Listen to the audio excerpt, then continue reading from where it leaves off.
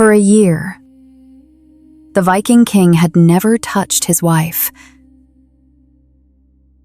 until the night he decided to claim her as his. 365 days sleeping in the same bed as the woman who hated him, without ever having touched her. King Agnarr could have any woman in the kingdom with a snap of his fingers, but he chose to fight the hardest battle of his life, to win the heart of the wife who despised him. But make no mistake, this is not just another cliché story about love and desire. This is a story about what we are willing to do for the person we love. It's about the courage that is born within us, the kind we never even knew existed, to face the envy, the lies, and the betrayal that come from those we least expect. A story also about unexpected friendships, about allies who appear along the way and who don't seem to be of this world. About the hidden forces of nature that only the stubborn can find. About the strength to recognize that we've made mistakes and need to go back to fix them. It is also about finding our own path and discovering that we are, and can be, so much more than we ever imagined. A story about strong and courageous women, and a man with a noble heart. Hi, I'm Jay Adams, and you're on my channel, Jay's Romantic Fantasy Library. Prepare yourself, because today I'm going to take you on a new adventure. Don't forget to leave a like and tell me in the comments what you thought. Now, let's begin.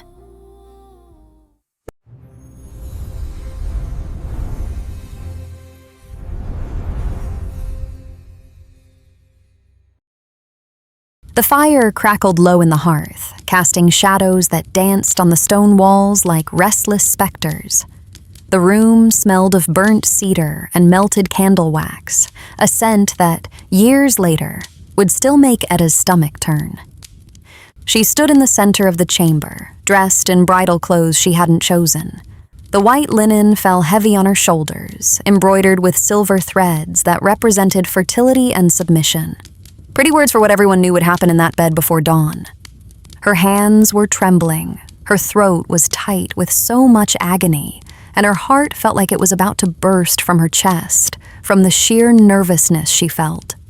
Every minute she spent waiting for him was a torment, imagining the 1,000 ways he could treat her with the hostility of the barbarian king she knew him to be. At least, that's what she imagined. She heard the footsteps, heavy, rhythmic, the kind of steps that don't hurry because they don't have to, the kind of man the whole world waits for, and never the other way around. Edda glanced at the table beside the bed, fruit, bread, a pitcher of mead, and there, half hidden between the apples and a cluster of dark grapes, was a small bone-handled dagger used for cutting fruit, nothing more. But the metal was sharp enough.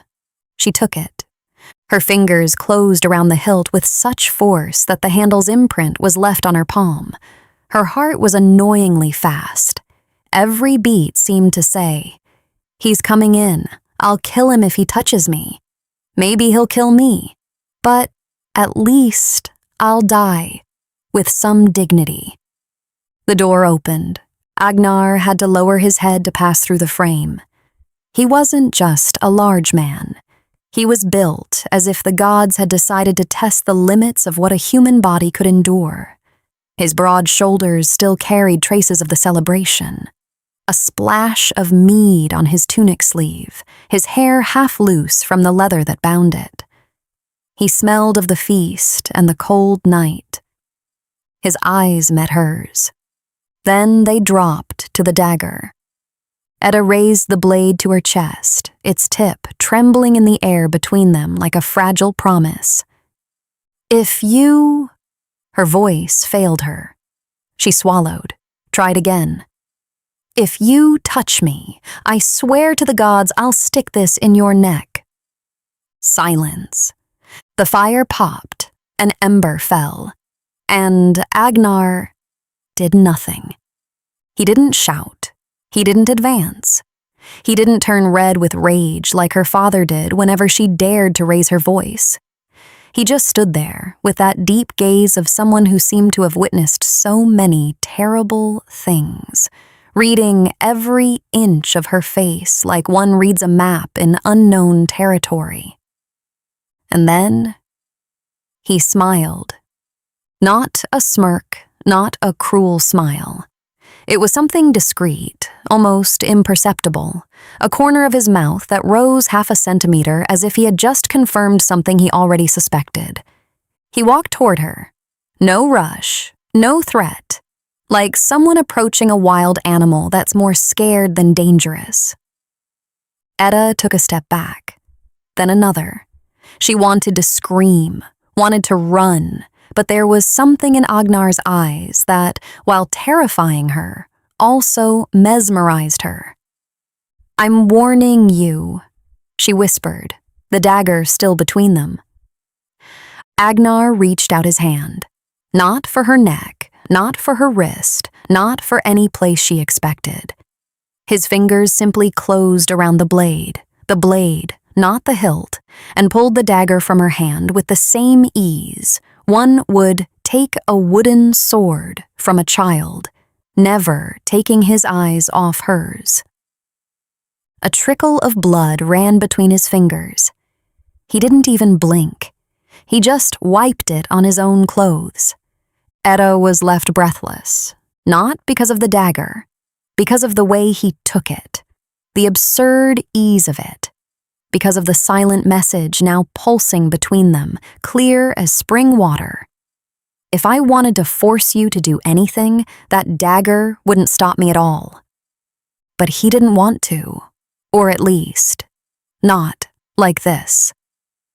Agnarr looked at the dagger for a moment, turned it between his fingers, and with an almost absent-minded gesture, plunged the blade into one of the apples on the table. The bone hilt pointed toward the ceiling like a small flag of surrender planted in a red fruit. Then he turned back to her. Edda held her breath, every muscle in her body tensed, waiting for what would come. The open hand, the shove against the wall, the fingers closing on her arm. Everything she already knew. Everything that always came after defying a man. Agnarr leaned in, placing his hand behind her head, unexpectedly gentle. He kissed her forehead. In Agnar's tribe, men kiss the foreheads of those they respected most. This came from a very old tradition, and Edda knew it. Then he pulled away, and without a single word, began to undress. He pulled the heavy tunic over his head, unfastened the leather belt. He sat on the edge of the bed and pulled off his boots, one at a time, with the calm of someone who has done this every night for over 20 years. He lay down. He pulled the bearskin up to his waist and closed his eyes. Edda just stood there. Motionless, her hands still trembling, her mind trying to process what had just happened. Or, rather, what hadn't. She waited. 5 minutes. 10. His breathing grew heavy and rhythmic, his chest rising and falling. He was asleep. He just slept. Edda slid down the wall to the floor. She hugged her knees to her chest and stayed there, looking at that enormous man asleep in the bed that was supposed to be theirs. And for the first time since her father had announced the marriage, she felt something other than fear. She felt confusion, and confusion, she would learn over time, was far more dangerous. The morning cut through the crack in the window like a golden blade. Edda opened her eyes and found herself lying in the bed, covered in furs. It was then she realized, with some astonishment, that at some point during the night she had fallen asleep on the floor, curled up like a cat that doesn't trust its new home. But that, during the early hours, Agnarr had picked her up, placed her in the bed, and covered her.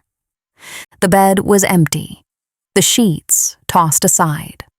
Agnar's boots were no longer at the foot of the bed. She rose slowly.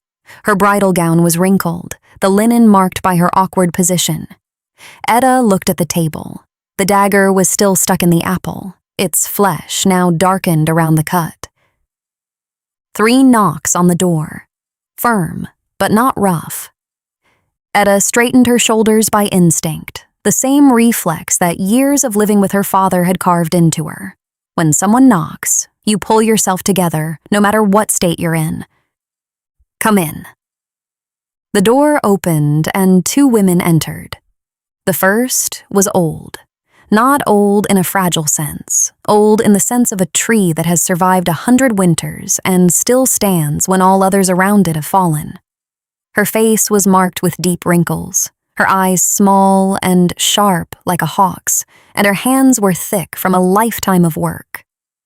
She wore practical clothes, with no adornments, and carried a ring of keys at her hip that jingled with every step like a small metallic army. The second was young, perhaps Edda's age, maybe a little younger. Brown hair covered by a scarf, cheeks rosy from the morning chill, and a shy smile that tried to hide in the corners of her mouth without much success. She carried a basin of warm water and linen towels folded with almost excessive care. The old woman spoke first. "My name is Alva. I've cared for this house since before your husband knew how to tie his own boots." She paused, measuring Edda from head to toe with those raptor-like eyes. "And this is Liv.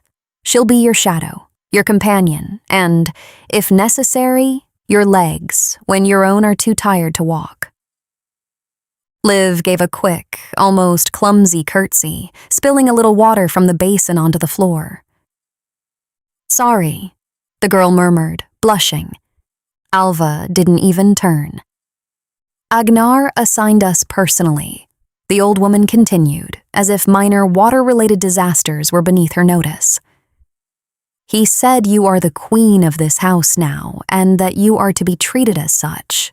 If you need anything, we are the first faces you will look for, and the last who will let you down." Edda opened her mouth to respond, but she didn't know what to say. Queen. The word sounded strange, out of place.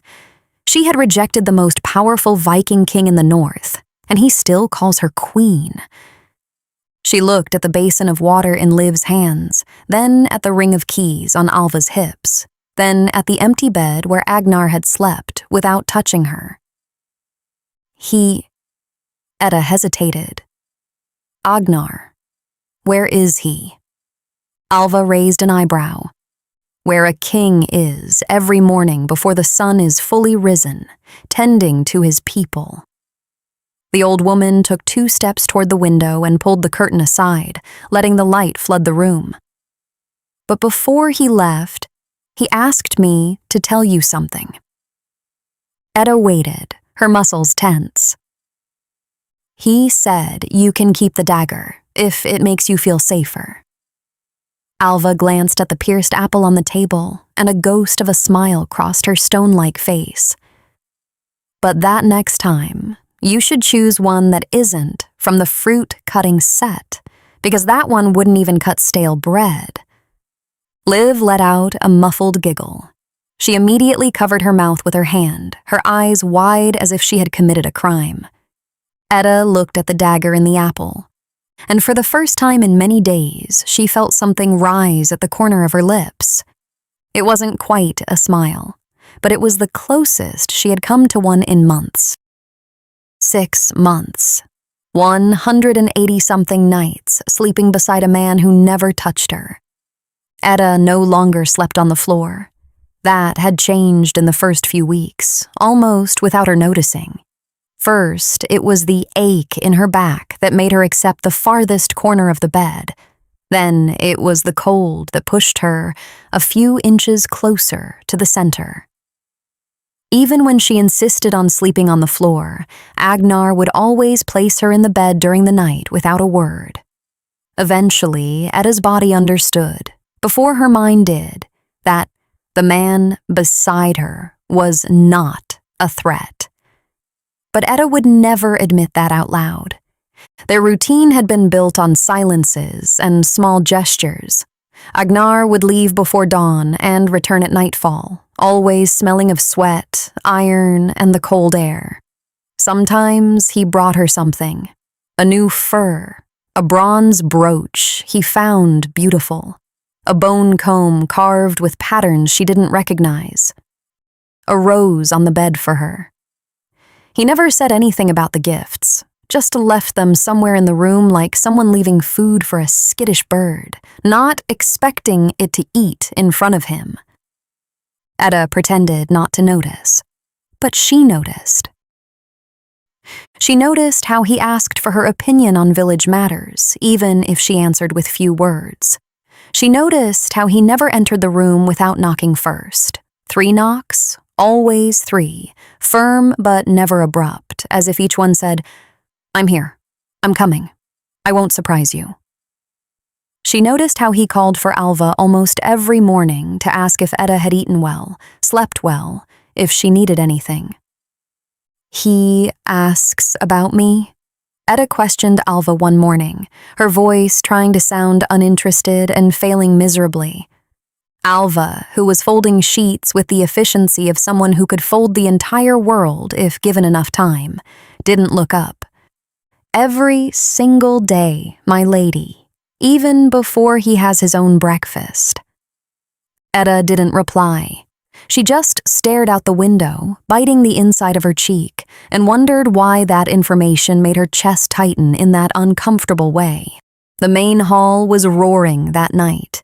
The great central fire spat sparks toward the ceiling, which was blackened by the smoke of 1,000 previous dinners, and the long wooden tables were laden with roasted meat, dark bread, cured cheeses, and pitchers of mead that passed from hand to hand like old friends. Warriors laughed loudly, clanked their mugs, and told stories that were probably 70% lies and 30% exaggeration. Edda sat at Agnarr's right in the queen's chair. 6 months ago, sitting there had made her feel like an imposter in borrowed clothes. Now it was just uncomfortable. Progress, she supposed. Liv stood behind her, ready for whatever was needed. Edda had grown accustomed to the girl's constant presence. Liv had a gift for always being near without ever being in the way, like a breeze you only notice when it stops. Agnarr ate with the same practical intensity he did everything else. No ceremony, no excess. Every now and then, he would lean toward Edda and ask quietly if she wanted anything else, if the meat was good, if she wanted another drink. Small questions no one else heard. Small kindnesses that didn't match the size of the hands offering them. And then Ivar opened his mouth. He was sitting across the table, a few chairs down, close enough to be heard, far enough to pretend it was just casual conversation. Ivar was handsome in a way that was unsettling, like a fruit that looks perfect on the outside, but you suspect is rotten on the inside. His smile was too easy, his eyes too watchful, and he had a way of speaking that always sounded like he was testing how far he could go. That night, he decided to go too far. 6 months now, isn't it? Ivar said, loud enough for 6 heads nearby to turn. He swirled his mug between his fingers with a rehearsed casualness. 6 months of marriage, and the queen's belly is still as flat as the day she arrived. A strange silence fell over that corner of the hall.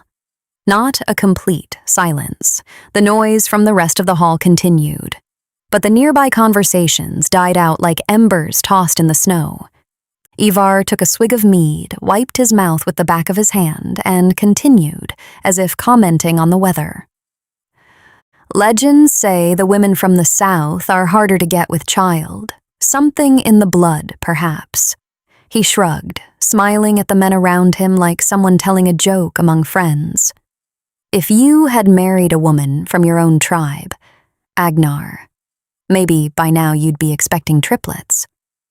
A few low, nervous laughs, the kind of laughter people let out when they don't know whether to laugh or pretend they didn't hear. Edda felt her stomach sink. Her face grew hot, her fingers clenching the fabric of her skirt under the table, hidden from view. She knew this feeling well, the shame that runs down your spine like ice water, the instinct to make yourself small, invisible, to swallow the humiliation and pray for the moment to pass. She turned to Agnarr, keeping her voice as controlled as she could. Agnarr, I'm not feeling well. Perhaps I've had too much to drink. May I be excused? Agnarr looked at her. Not at the table. Not at Ivar. Not at anyone else. He looked directly into her eyes with that intensity that always unnerved her, as if he were reading between the lines of every word she said. The 10 she didn't have the courage to say. No. Edda's heart sank. No? He wants me here, to be humiliated in front of everyone, she thought, and swallowed hard, a weight in her throat. After all, Edda couldn't tell the difference between being stabbed and hearing a no from Agnarr. But Agnarr wasn't finished. He set his knife on the table. Slowly. The kind of slow that makes the air around it heavy. Ivar. He wiped his fingers on a piece of bread, unhurried, as if what he was about to say didn't even deserve the urgency of stopping his meal. It's curious that a man with no wife and no children has so many opinions about my wife's womb. A few muffled chuckles ran along the table. Ivar opened his mouth, but Agnarr continued, his voice in the same low tone as always. When you have your own bed to worry about, perhaps I'll listen to what you have to say about mine. He finally raised his eyes to Ivar. Until then, since you've finished eating, you can leave the table. It wasn't an invitation. It wasn't a suggestion.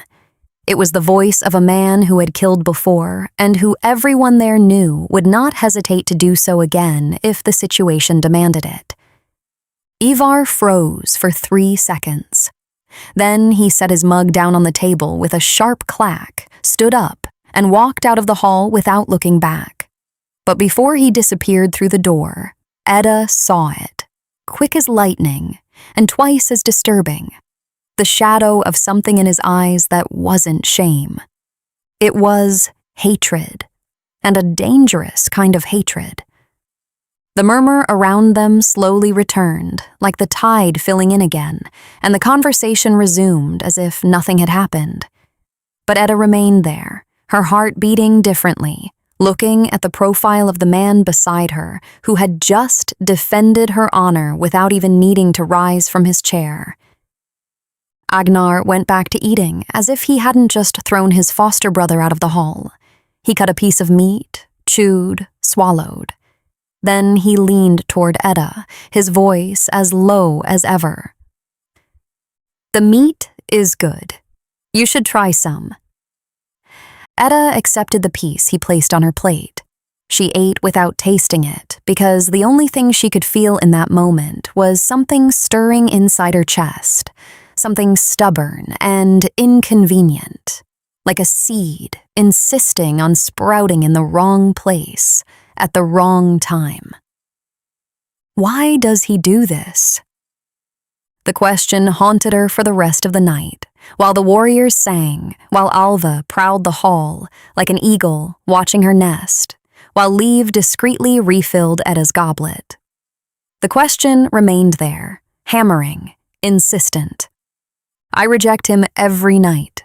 Why does he keep treating me like a queen? The room was silent when they returned. Only the fire in the hearth, the candlelight, and the cold breeze slipping through the crack in the window.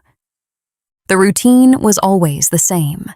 Agnarr would come in, begin to undress, piece by piece, the fur cloak first, then the belt with his weapons, then the tunic, and Edda would turn her face away, pretending to be busy with something, undoing a braid, arranging something on the table, any excuse not to look. But that night, the question wouldn't leave her alone. She was sitting on the edge of the bed, her loose hair falling over her shoulders, her hands clasped in her lap.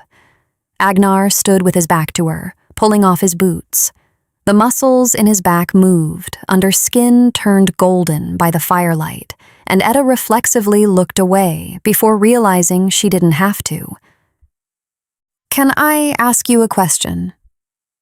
Agnarr stopped, one boot in his hand, the other still on his foot. He turned his head to the side, just enough for her to see his profile. "Yes, you can." Edda swallowed. The words had been ready on her tongue for hours, but saying them out loud was another matter. "Why do you do this?" "Do what?" "This. Everything."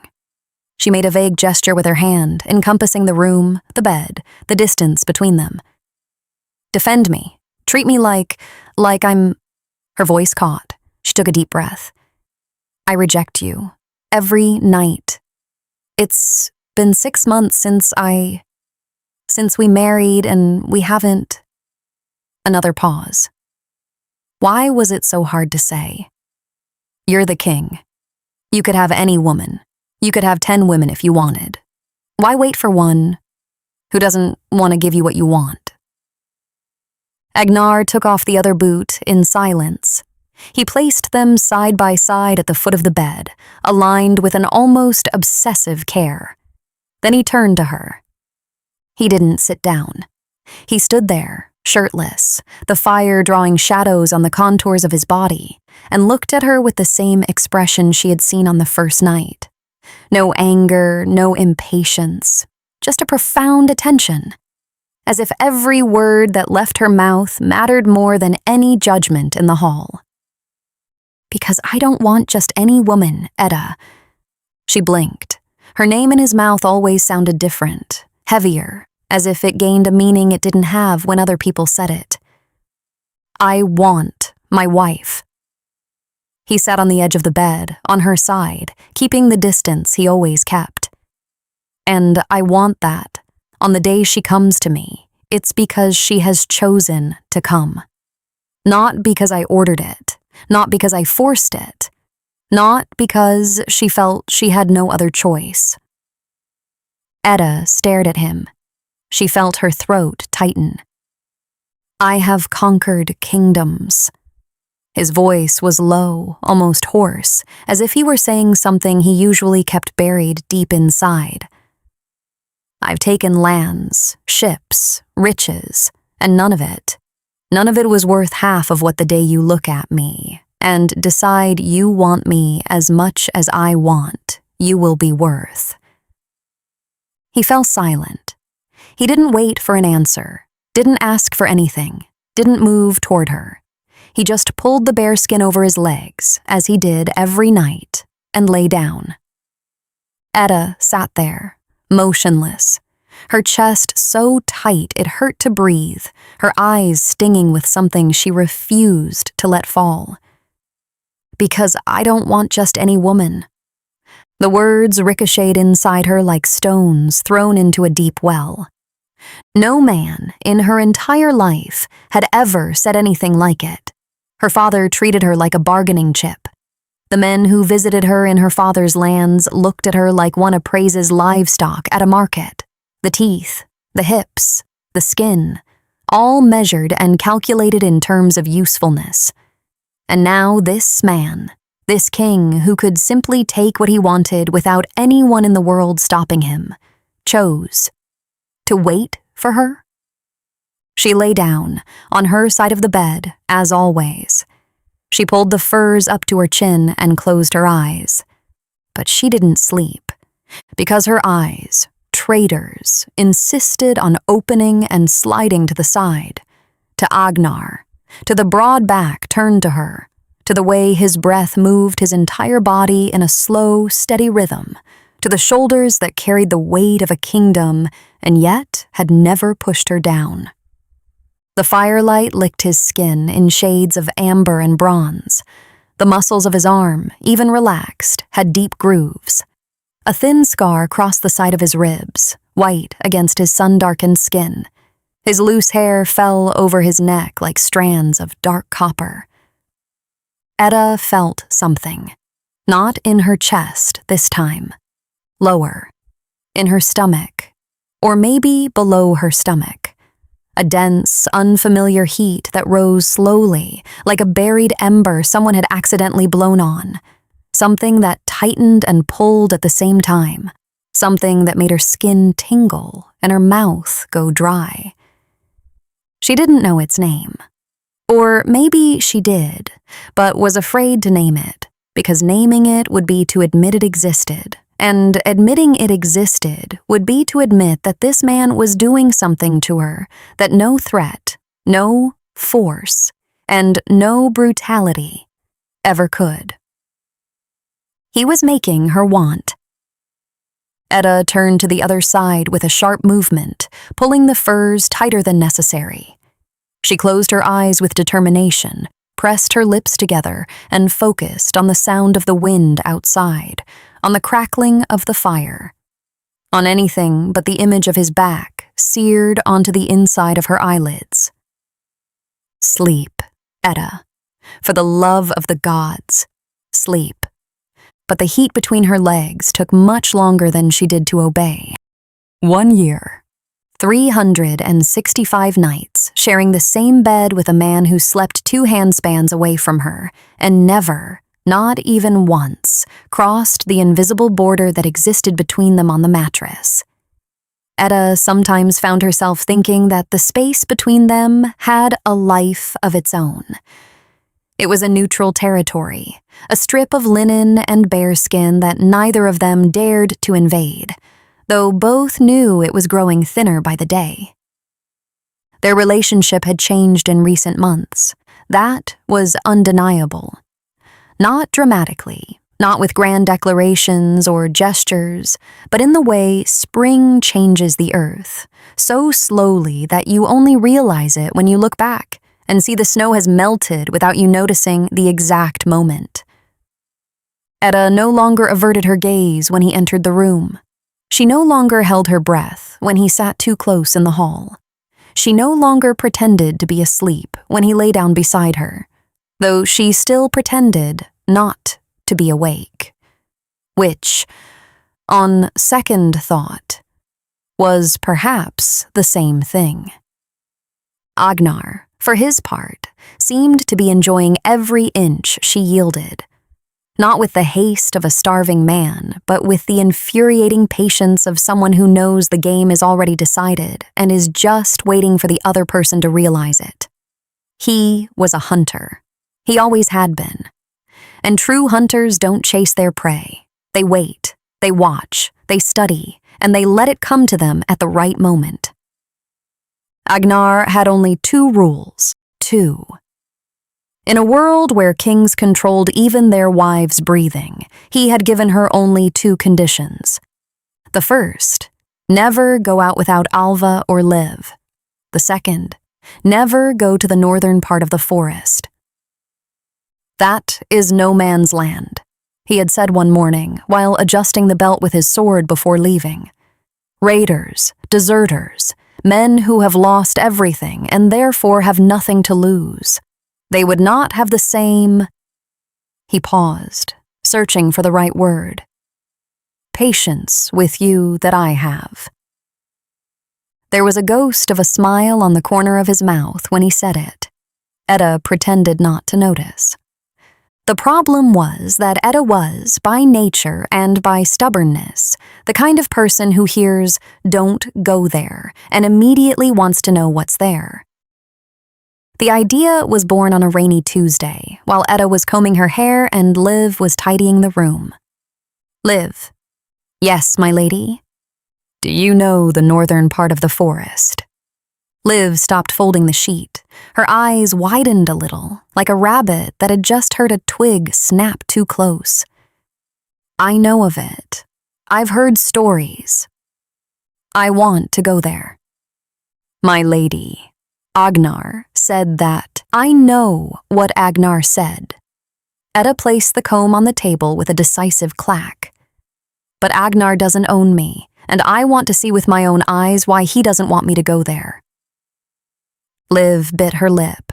Edda could see the battle raging inside her, loyalty to the king on one side, loyalty to the queen on the other. And Alva. Shouldn't we take Alva? Alva would stop us before we even reached the door. Edda stood up, grabbing her woolen cloak. Besides, she's old. She wouldn't handle the walk. If Alva finds out I took you there without her, she'll skin me alive and use my hide to make a new rug for the hall. Edda almost laughed. Liv, I'm asking you as your queen. It was a low blow, and Edda knew it. But it worked. Liv let out a long sigh, the kind that says, I'm going to regret this, and dropped the sheet. At least, let me get a warmer cloak. The northern forest was different. Edda realized it as soon as they crossed the imaginary line that separated safe territory from the rest. The trees were taller, closer together, their trunks covered in moss so thick it looked like animal hide. The daylight that reached the forest floor was filtered and weak, greenish, as if the sun were ashamed to fully illuminate the place. The silence was dense. Not the peaceful silence of falling snow, but the silence of a place that is paying attention to you. My lady, Liv whispered, walking so close to Edda she was nearly stepping on her heels. I don't like this. There's nothing here, Liv. Agnarr was exaggerating. He probably just doesn't want me to. A twig snapped to their left. Edda stopped. Liv grabbed her arm with a grip so tight her fingers would probably leave marks. Silence. Then another twig. To the right, this time. And then, as if the entire forest were vomiting up its inhabitants, they appeared. 6. No, 7.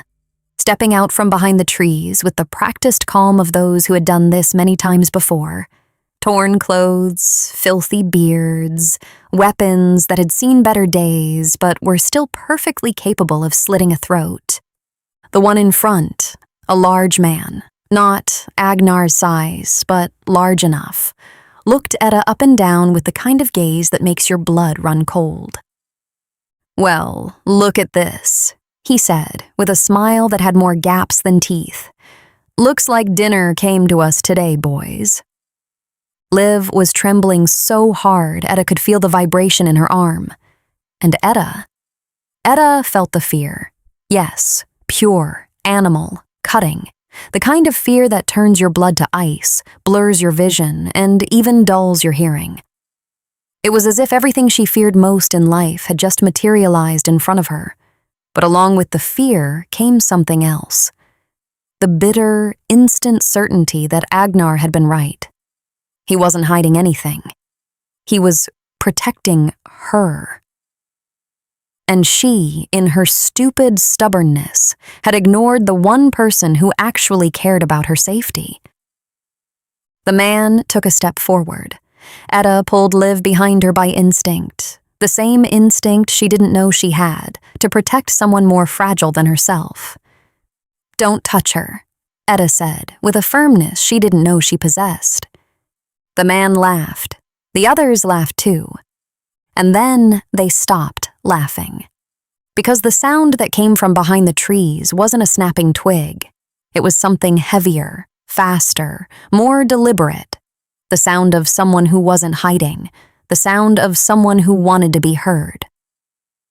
Agnarr emerged from the forest like a storm given human form.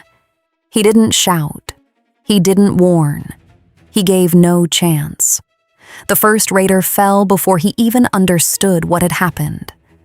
Agnar's sword cut through the air in an arc so fast that Edda only saw the glint and then the red. The second tried to react and lost the hand holding his weapon. The third ran. He didn't run far enough. Agnarr drew the bow from his back and shot an arrow at him. It was fast and brutal. Agnarr moved with an economy of motion that was almost beautiful in a terrible way. No wasted gestures, no unnecessary strikes. Every movement calculated to inflict maximum damage in the shortest possible time. He fought like he worked, with no apparent anger, no shouts, just pure, deadly efficiency. Edda pulled Leave to her chest and covered the girl's eyes, but her own remained open. She saw everything, every blow, every fall, every life extinguished in the mud of that dark forest. When it was over, Agnarr stood in the center of 7 bodies. His breathing was slightly altered, not panting, just quickened, like someone who had climbed a flight of stairs too fast. His sword was dripping. His clothes had dark stains that were not his own. He wiped the blade on the cloak of one of the fallen men, sheathed his sword, and looked at Edda. His eyes were different. They weren't the gentle eyes she knew from their room, not the patient eyes that waited for her every night. They were the eyes of a man who had just killed 7 vermin and was holding himself back with all his might from screaming at the woman he loved. "Let's go," was all he said. Edda released Liv, who was crying silently, and the 2 of them followed him. No one looked back. The bodies were left there, an offering to the forest and the wolves that inhabited it. The walk back was the longest silence of Edda's life. Agnarr walked ahead, his strides long, his back rigid. He didn't look at her once. Edda followed with Liv, who was sobbing quietly, and every step she took seemed heavier than the last. Not from the walk, but from the guilt piling up in her chest like stones stacked one on top of the other. At the edge of the forest, 2 horses were waiting, tied to a tree. One of Agnar's warriors was mounted on the second, silent, with the posture of someone who already knew something had gone wrong, and that the best strategy was to not exist too much. Agnarr mounted his horse and held out a hand to Edda, not as an invitation, as a silent command. He pulled her up as if she were as light as a feather, settling her on the saddle in front of him without a word. The warrior did the same with Liv. They rode in silence the entire way back. Edda was tense against Agnar's chest, feeling his muscles as hard as iron behind her, his breathing too controlled to be natural. She could feel his anger, as present as the heat of his body, against her back, evaporating from his skin like steam rising from a doused ember. She knew anger. She had grown up with it, had learned to read its signs like a sailor reads the signs of a storm. But Agnar's anger was different from her father's. Her father's anger was a volcano, explosive, loud, violent, unpredictable. Agnar's anger was a frozen lake, silent, contained, and somehow infinitely more terrifying, because you didn't know what lay beneath the surface. When they reached the village, it was already getting dark. Some villagers looked up as they passed, noticed the blood on the king's clothes, the 2 pale women with him, and had the wisdom not to ask questions. Agnarr stopped in the central courtyard. He turned, not to Edda, to Liv. The girl froze, her eyes red and swollen. "Liv." His voice was controlled, but each word landed with the weight of an anvil being placed on a table. "You knew the northern forest was forbidden." "Yes, my king. I'm so sorry. Please, for—" "You knew your only duty at Edda's side is to ensure her safety?" Agnarr said, cutting Liv off. "Yes, my king." Liv's voice was a thread. "And yet, You took her there." Liv opened her mouth, but no sound came out. The tears started falling again. Edda felt her stomach clench. Every word Agnarr said to leave was a knife twisting inside her, because they both knew the fault wasn't Liv's. Liv was a girl who had obeyed her queen. The fault was Edda's, and she was just standing there watching someone else take the blame for what she had done, and the shame was so great, it burned. Thank the gods I realized in time that you two had disappeared without telling Alva, and I immediately figured my dear wife would go to the one place I ordered her not to. There was a certain ironic tone in Agnar's voice. If something had happened to her. Agnarr didn't finish the sentence. He didn't need to. What hung in the air was worse than any conclusion he could have verbalized. Go rest. We'll discuss your responsibilities tomorrow. Liv gave a trembling curtsy and left, almost running, passing Edda with a look that was a part apology, part desperation. Then Agnarr turned to Edda. Go to the room.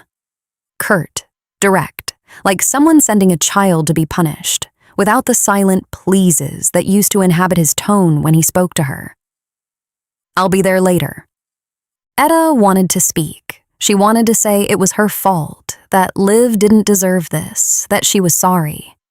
But his expression left no room for words. It was like trying to talk to a wall. So she lowered her head and went. 2 hours later, Edda had already bathed, put on her nightgown, combed her hair, and was sitting in the chair facing the bed. She stayed there, waiting. With her hands clasped in her lap and her heart beating erratically, like the girl she used to be whenever her father came back from the drinking hall and climbed the stairs toward her room. That feeling she thought she had left behind in her father's house was back, the knot in her stomach, the dry mouth, her shoulders hunched inward like a shield. Her body remembered, even if her mind tried to tell her that Agnarr was different. But what if he isn't? Whispered the part of her that had never healed. What if tonight is the night he shows who he really is? The door opened. Agnarr entered, and Edda held her breath. He was shirtless. His wet hair clung to his neck and shoulders. He wore only his leather trousers and boots, and droplets of water were running down his chest, glistening in the candlelight like tiny stars tracing a map of muscle and scars. Edda looked away. She felt her cheeks burn and hated herself for it. She was expecting a scolding, maybe worse, and her body chose to react like this at the sight of him. For the past few months, looking at Agnarr had become an exercise in self-control that she was slowly losing. And tonight, with him standing there, wet, with that expression of a controlled storm, it was almost impossible. I took a bath, he said, his voice calmer than it had been in the courtyard, but still heavy. I needed to cool my head before talking to you. He said, before talking to you, not before hitting you, not before teaching you a lesson, before talking. Edda's mind observed. He sat on the bed just behind her, close, but not invading. Even sitting, he was too large for any space. Look at me, Edda. She didn't want to. Looking at him meant having nowhere to hide. But she obeyed.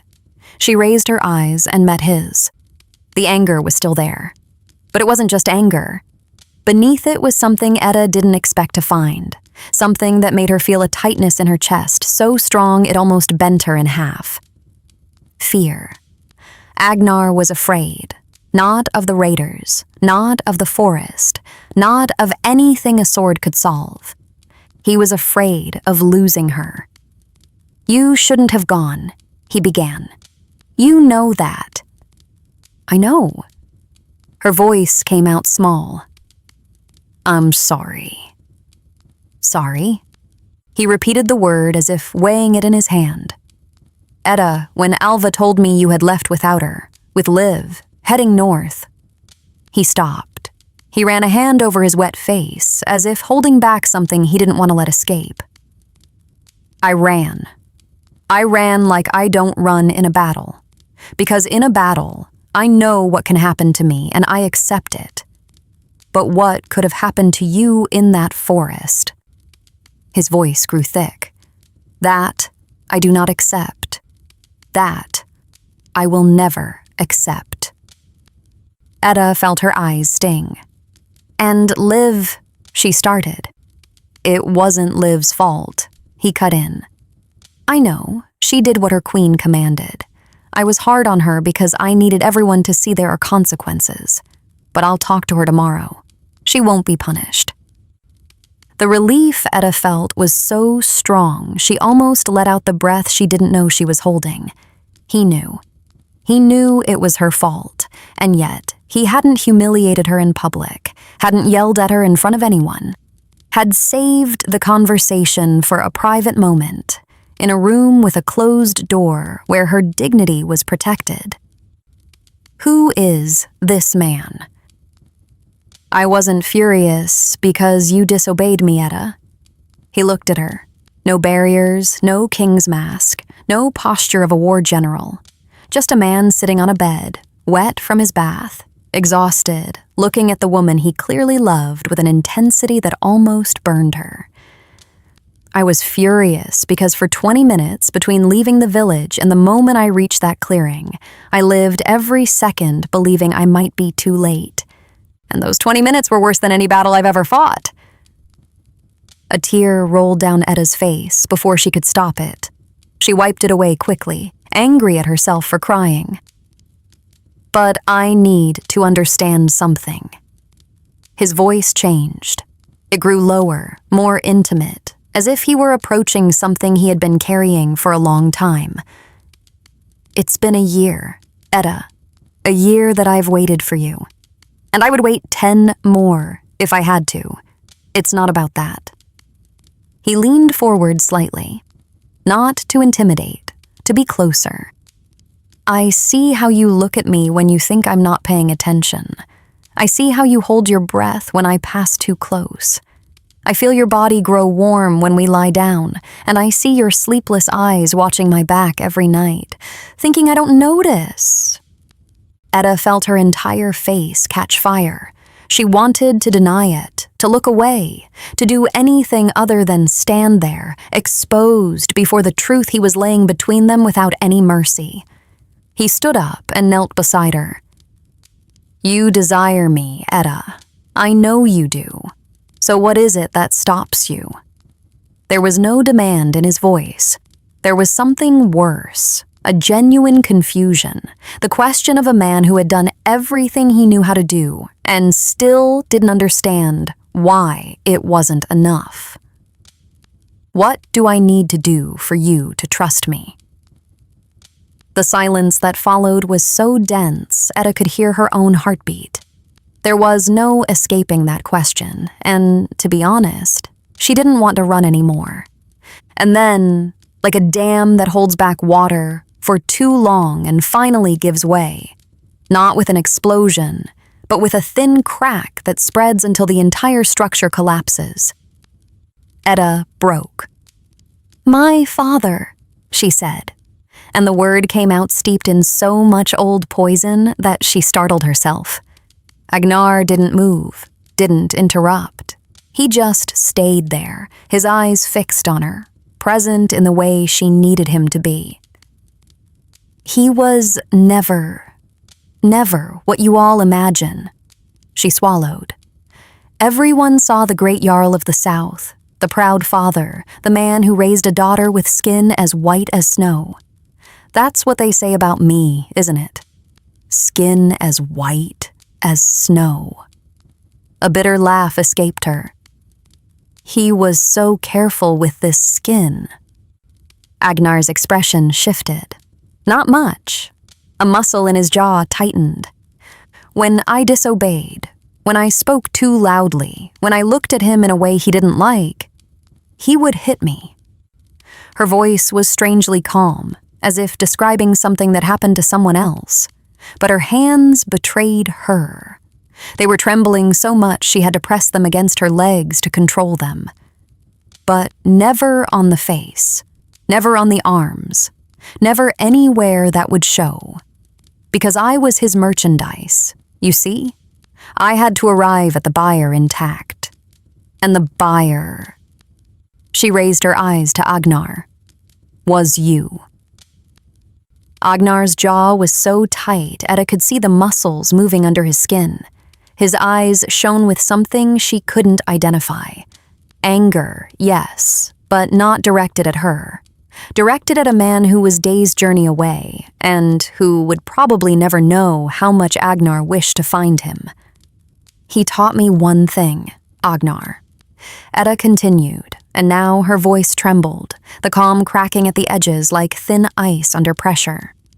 He taught me that men hurt, that it's what they do, that the more power a man has, the more pain he causes. And you. She looked at him, her eyes welling up, her voice failing. You are the most powerful man I have ever known. The tear that fell this time, she didn't wipe away. She let it run down her face as if she had finally given up pretending to be strong. I'm scared, she whispered. Not of you. I know you're different. I feel it, but my body doesn't know it. Every time you get close, every time I want you. Her voice broke completely. Something inside me screams that I'm making a mistake, that if I let my guard down, if I surrender, you will destroy me, like he did.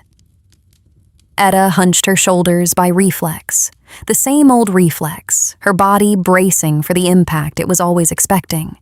The most feared king in the north was kneeling before her on the floor of his own room, and with both hands she had seen kill 7 men that very afternoon, he held hers with a gentleness that didn't seem possible from fingers of that size.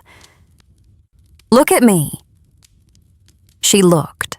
Through the tears, through years of accumulated fear, through everything. I am not him, and I won't ask you to believe that today. But one day, Edda, one day you will know, because I will spend every day I have left showing you that I would never, ever hurt you. She didn't know who moved first. Maybe it was her, leaning forward because the gravity of this kneeling man was too strong to resist. Maybe it was him, rising slowly to meet her like the tide that comes in without rush, but that no one can stop. But, at some point, the distance that had existed between them, that space that had survived a whole year of divided nights, simply ceased to exist. His mouth found hers, not desperately, but carefully, as if she were made of glass and he was afraid of breaking her. It was as if time had stopped, as if everything had frozen in the air and only the two of them existed in the world. As if only that moment mattered. And Edda, for the first time in her life, felt no fear at being touched by a man. Because Agnarr was not just any man. He was the man who always showed up at the right moment, who always treated her with kindness. The man who could be a barbarian in war, merciless with his enemies. But not because he was a bad man, quite the opposite. He was a man with a noble heart. He protected the weak, and sometimes to protect the people you love, you must destroy your enemies without any compassion. Edda felt warmth. She felt safety. She felt his hands on her face, wiping away her tears with his thumbs while his mouth silently said everything that words never could. She placed her hands on his chest, that chest she had been secretly watching for months, and felt his heart beating as fast as hers.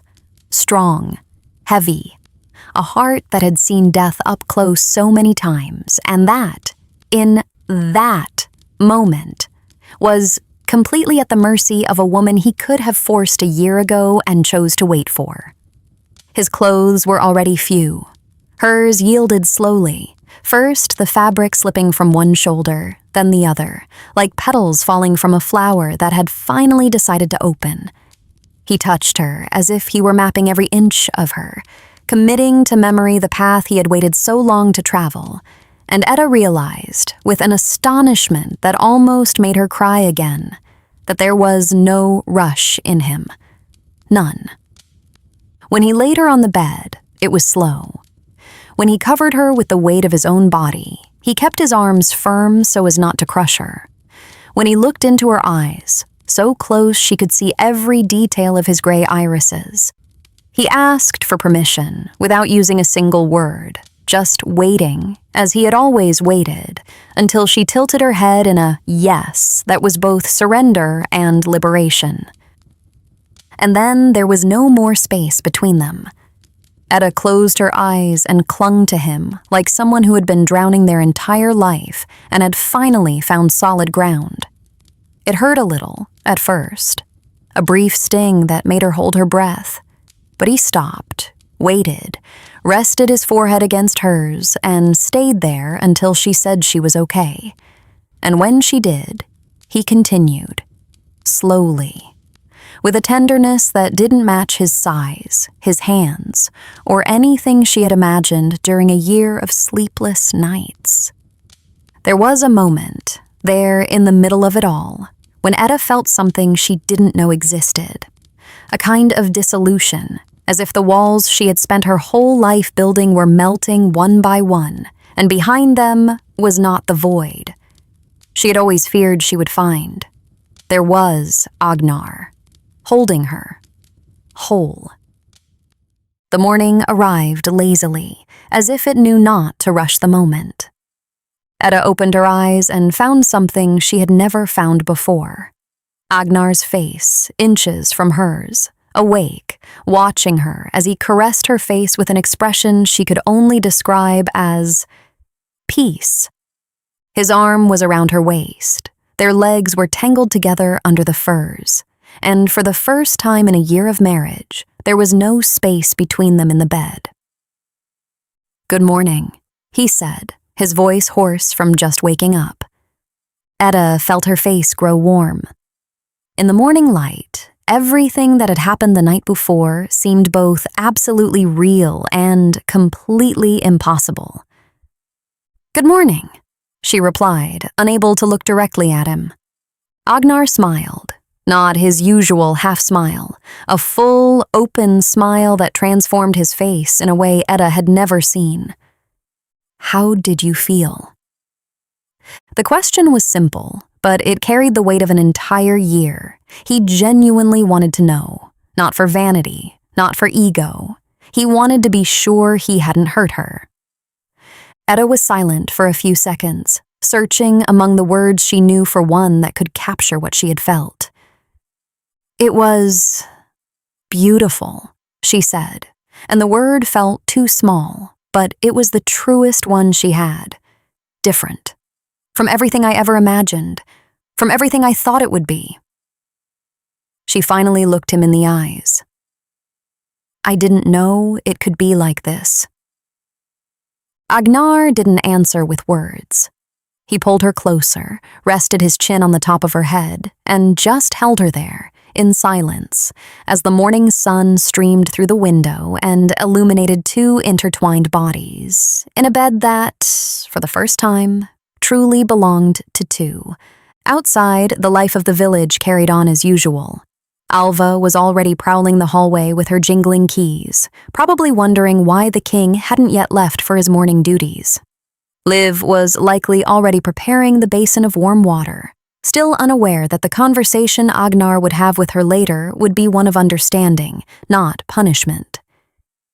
And somewhere in the village, Ivar watched the door to the king's chamber remain closed long past the usual hour, and his eyes darkened with something that wasn't curiosity. It was calculation. The weeks that followed that night were the strangest and most beautiful of Edda's life. Strange, because she never knew happiness had a texture. But it did. It was the texture of Agnar's skin under her fingertips in the early morning, the texture of his hoarse voice whispering something in her ear that made her laugh and blush at the same time, the texture of the comfortable silence between two people who had finally stopped pretending. Beautiful because, for the first time, Edda woke up every day wanting to be exactly where she was. The entire village noticed. It was impossible not to.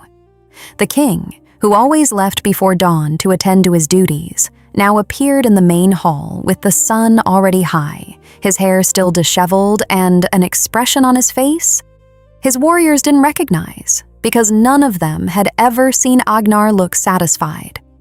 Not the kind of satisfaction that comes from a won battle or a sealed deal, but the kind that comes from a man who has been up all night for reasons that need no explanation. Edda wasn't much more discreet. Alva noticed on the first morning when she entered the room to bring breakfast and found the bed disheveled in a way that sheets from two people merely sleeping do not produce. The old woman said nothing. She placed the tray on the table, looked at Edda, who was sitting on the edge of the bed with her hair down and a flush on her cheeks that had nothing to do with the cold, and left. But before closing the door, Edda could have sworn she saw the corners of that stone-like mouth curve upward by 0.5 millimeter. Liv, on the other hand, didn't have Alva's talent for concealment. On the second morning, she knocked on the door and no one answered. She returned later with the basin of warm water and found Agnarr leaving the room, adjusting his tunic with the haste of someone who was clearly late.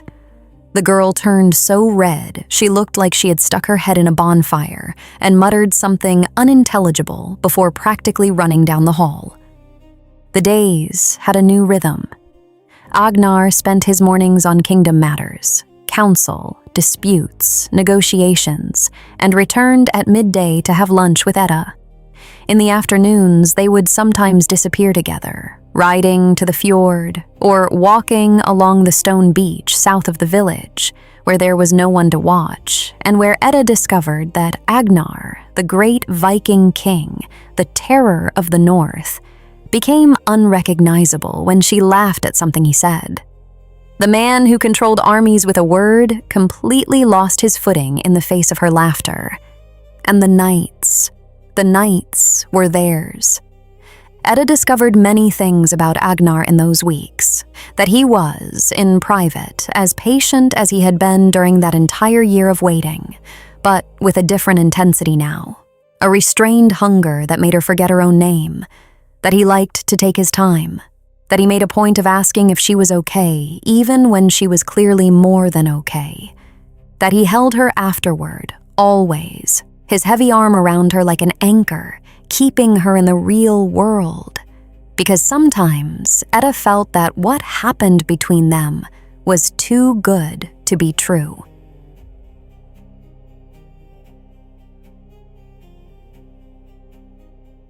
But not everyone in the village was celebrating. Ivar watched.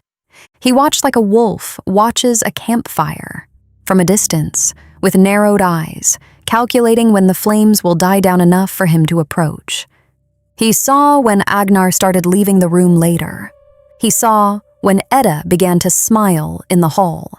Those small, almost involuntary smiles that escaped when Agnarr leaned in to say something just for her. He saw when the warriors started to comment jokingly that the king was getting soft and that the woman from the south was to blame. Ivar laughed along. He agreed. He clapped others on the back and raised his mug to the king when Agnarr appeared. He was the loyal brother, the steadfast companion, the right-hand man no one questioned. But beneath that easy smile, something was rotting. Ivar wanted the throne. That was nothing new. The desire had been there since they were boys, and it became clear that Agnarr would be king, and he would always be second. But it was a desire he knew how to control, to keep hidden, to feed in silence, like one feeds a fire inside a cave where no one enters. What he couldn't control was the other desire, the one that arose the day he first saw Edda, with that skin that seemed made of moonlight, and those eyes that had the foolish courage to face an armed king with nothing more than a fruit-cutting dagger. Ivar had watched that woman reject Agnarr for a whole year and thought, with the quiet certainty of men who think themselves smarter than they are, she rejects him because she hasn't met the alternative yet.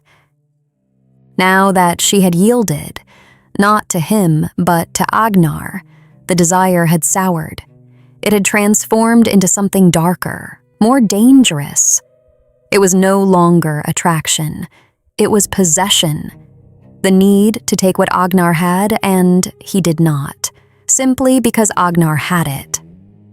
The plan was born slowly, not in one night, not in a moment of impulse. It grew gradually, like moss on a stone, until it was so ingrained in him that he could no longer separate the idea from the will. A negotiation. Agnarr looked up from the map spread across the table. Ivar stood on the other side, leaning with both hands on the wood, his face composed in the perfect expression of diplomatic seriousness. Thorsten's clan, Ivar continued, pointing to a spot on the map. They sent a messenger. They want to discuss the eastern border limits. They're proposing a meeting in neutral territory. No heavy arms, just leaders. Agnarr frowned. Thorsten has never wanted to negotiate before. That's precisely why it's worth going. If he's offering dialogue, it's because he's weakened. We can get the border we want without losing a single man.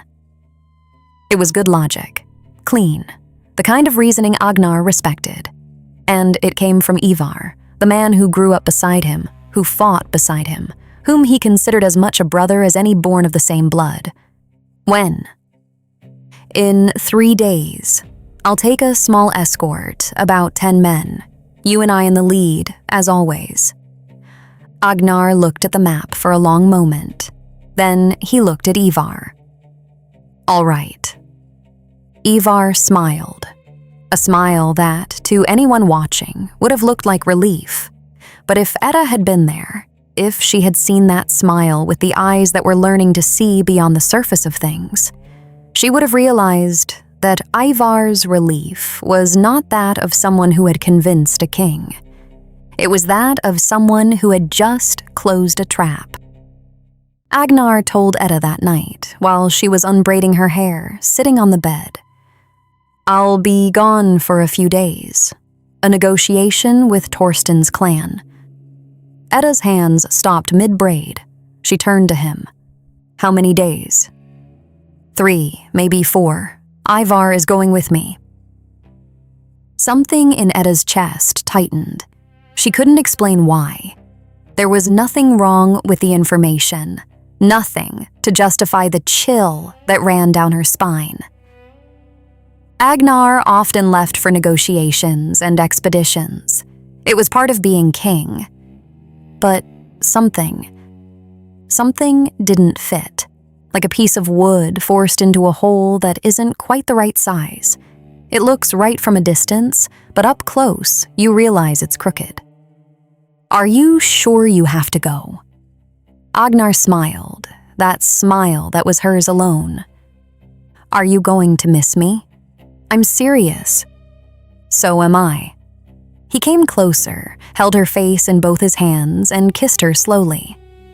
I'll go and come back. And when I return, I'm locking that door, and no one will see us for a week. Edda laughed, despite the tightness in her chest. She placed her hands over his and looked him in the eyes. Come back to me, she said. Always, he replied with a fond smile. He left the next morning. Edda watched from the bedroom window, Agnarr mounted on his horse, his dark cloak billowing in the wind, Ivar at his side, the escort behind them. He looked up before disappearing down the trail, met her eyes, and brought a hand to his chest, a discreet gesture that only she would understand. It meant always. 4 days passed, then 5. On the 6th day, Edda could no longer sleep. On the 7th, the village gates opened. Edda was in the main hall when she heard the noise. She dropped the embroidery she was pretending to do and ran outside, with Alva and Leave at her heels. The entire village was already gathering, faces craned toward the gate. One horse entered. Just one. Ivar. He was destroyed, or at least he appeared to be. His face was covered in dried blood. His left arm hung at an unnatural angle. His clothes were torn. His body slumped over the horse like someone who had barely managed to make it back.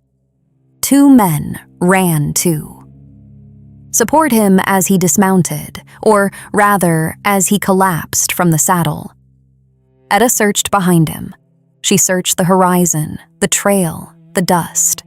She searched for another horse, another figure, another dark cloak billowing in the wind. Nothing. The ground beneath her feet seemed to vanish. Where is Agnarr? The question escaped her before she could think, loud enough to cut through the crowd's murmur. Everyone fell silent. Ivar, leaning on the 2 men, slowly raised his head and looked at her. And there, in that brief instant, before he composed his face into an expression of pain and despair, Edda saw something cross his eyes that didn't match the rest. It was fast. So fast she didn't have time to name it.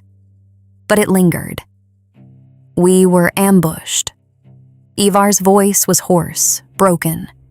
He coughed, and a trickle of blood ran down the corner of his mouth. At the meeting point, it wasn't a negotiation. It was a trap. 30 men, maybe more, waiting for us. The main hall was packed now. Warriors, elders, women, all crowded around Ivar like vultures around a fresh carcass, waiting for news no one wanted to hear. And Agnarr? Edda's voice was a blade now. Where is my husband? Ivar let himself fall into a chair, groaning in pain with the effort. Someone brought water. He drank slowly, making the silence last, holding everyone in the palm of his hand like a bard who knows exactly when to pause, to grip his audience. We fought. He took a long pause, staring at the floor as if reliving every moment. I lost most of our men in the first few minutes. I stayed. I fought by his side as I always have. And when it became clear we wouldn't survive, Ivar swallowed hard. When he looked up, his eyes were wet. He ran. The silence that fell over the hall was so absolute that Edda could hear the crackle of a torch on the other side of the room. Liar. The word shot out of her like a crossbow bolt, true and without warning. Ivar blinked. Agnarr abandoned me, he repeated, louder, firmer, as if repetition could turn the lie into truth. I was down, bleeding, surrounded by enemies, and he fled, the great king of the north. His voice took on a bitter tone. Ran like a coward, leaving his men to die. Edda took a step forward, then another. Her eyes were dry, not from calm, but from a rage so concentrated it left no room for tears. I saw that man kill 7 raiders alone in a forest without blinking. Her voice didn't tremble. 7 armed men, and he cut them down like one pulls weeds from a garden. And now you want me to believe he ran from a fight? She looked around at the faces of the villagers staring at her. Does anyone here believe that? The murmurs that ran through the hall were ambiguous, some agreeing with her, others uncertain, most simply too scared to take a side.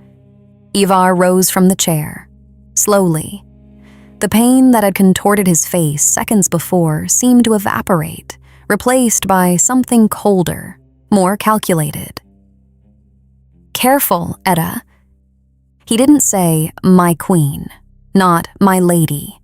He said, Edda. The raw name, without title, without respect. I returned, broken, to bring the truth to our clan. I lost men. I nearly lost my life. And the traitor's wife, he pointed at her, dares to call me a liar? My husband is no traitor, much less a coward. Edda held his gaze without flinching. If stating that is calling you a liar, then yes, you are a liar. The slap came without warning. Sharp, open.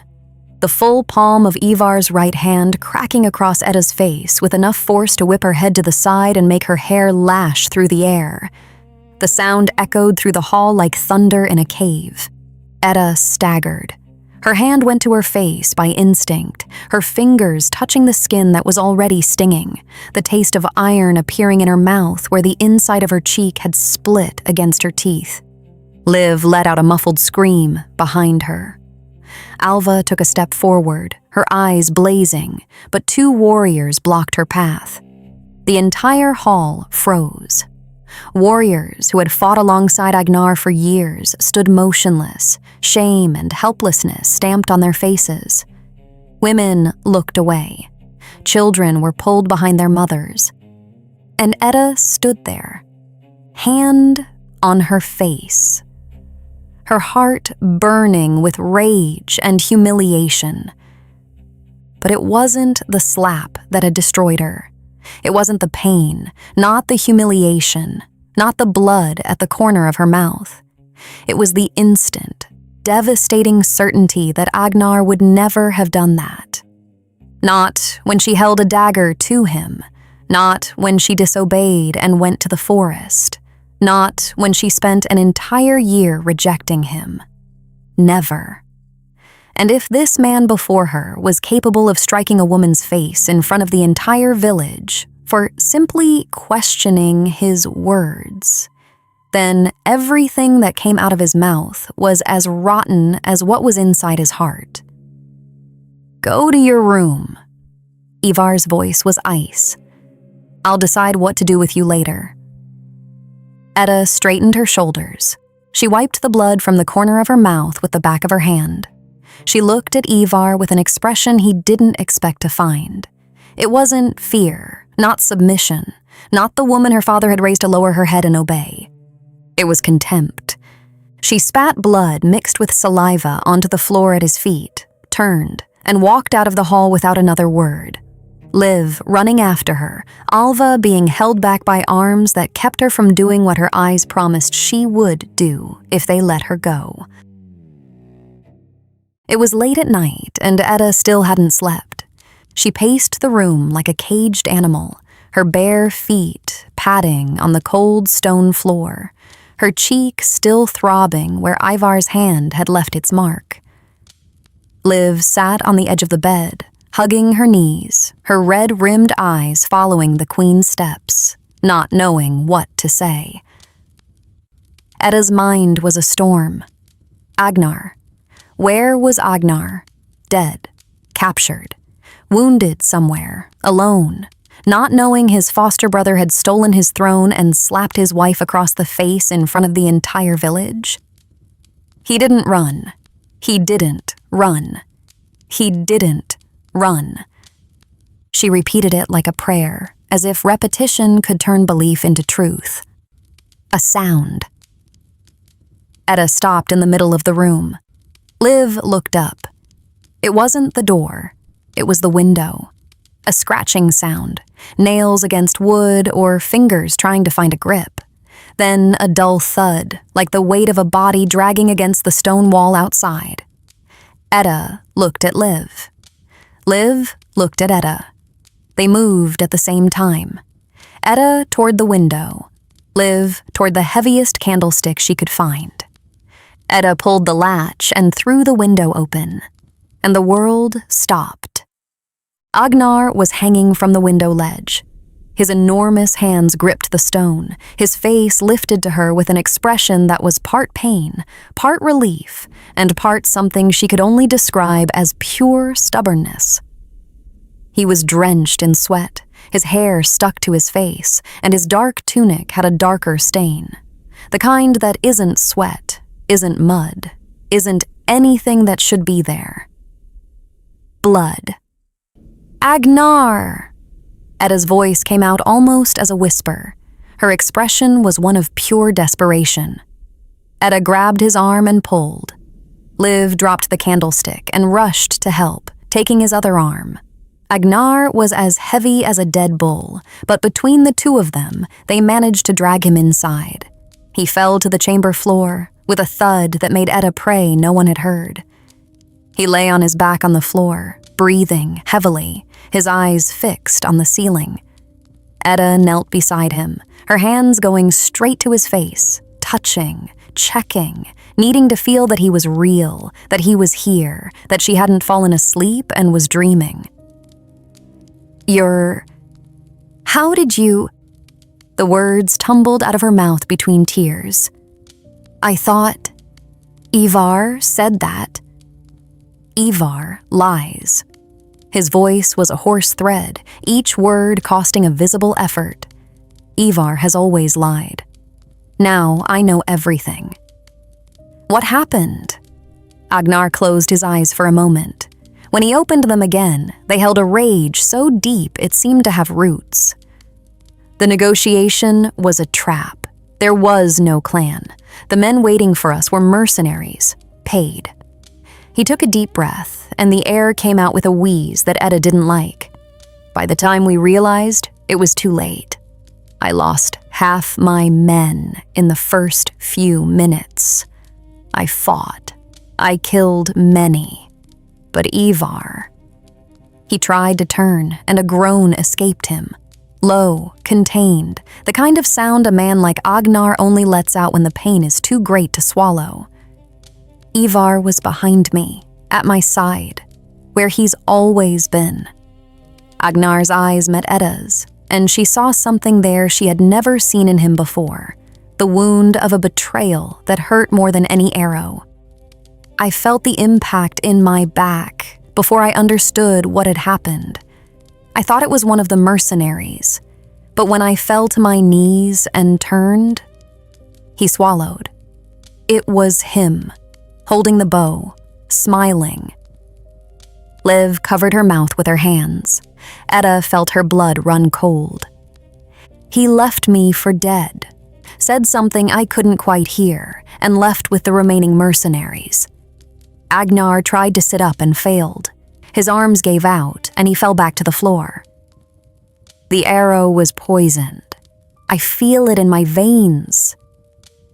Edda. It's like a fire burning slowly from the inside.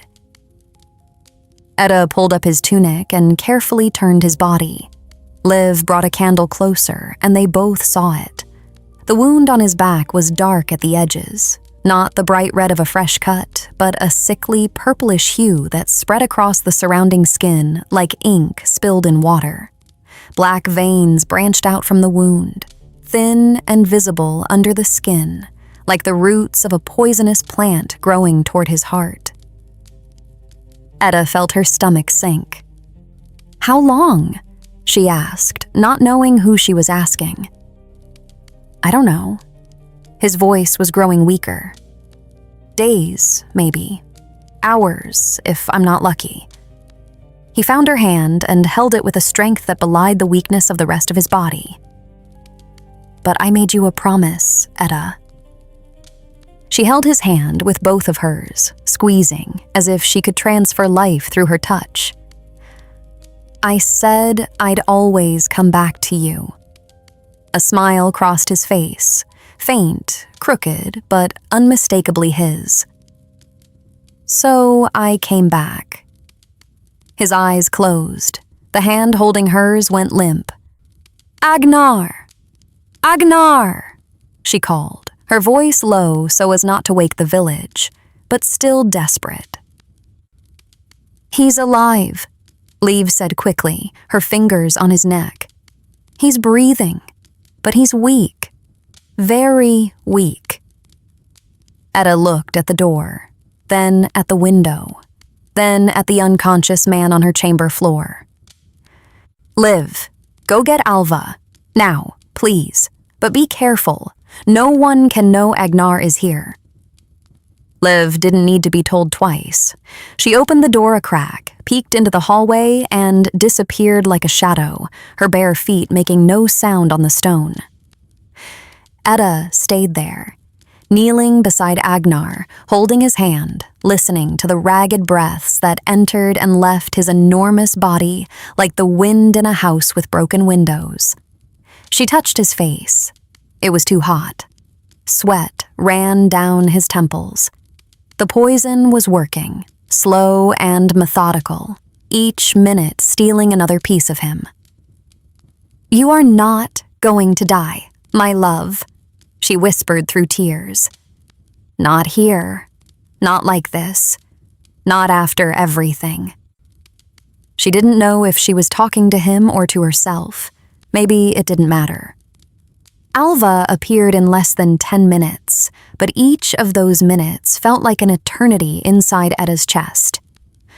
The old woman entered the room already dressed for a journey, the same thick wool cloak, the same heavy boots, and when she saw Agnarr on the floor, her face hardened in a way Edda had never witnessed. It wasn't surprise, it was calculation. The mind of a woman who had seen too many crises to waste time on astonishment. Alva knelt, examined the wound, touched the darkened veins with her fingers, and sniffed the skin around the injury. When she stood up, her expression said everything before her words did. Blackroot poison, ancient, rare. It's the kind of thing that paralyzes the body slowly until the heart stops. She wiped her hands on her cloak. He's strong. A common man would already be dead. But even Agnarr has a limit. And from the spread in his veins, I'd say we have 2, maybe 3 days before it reaches his heart. "What do we do?" Edda asked. "Nothing I can do here." Alva looked at her directly. "But I know someone who might be able to." "Who?" "The runester, the master of runes. He lives beyond the great river, in a place most pretend doesn't exist. He's old, he's strange, and he's insufferable. But if anyone in this world knows how to undo blackroot poison, it's him." Edda looked at Agnarr, unconscious, enormous, vulnerable. The man who had killed 7 raiders alone in a forest was now disarmed on the floor of his own room, at the mercy of a poison coursing through him, while the traitor who poisoned him slept just a few feet away, in the same hall where he had slapped his wife's face. "Then let's go. We'll tell everyone what Ivar did, and then we'll go find this rune master." "It's not that simple." Alva held up a hand. "Ivar has guards, he has the council, and he has the entire village believing Agnarr is a deserter. If they find out he's here, Ivar will finish what he started.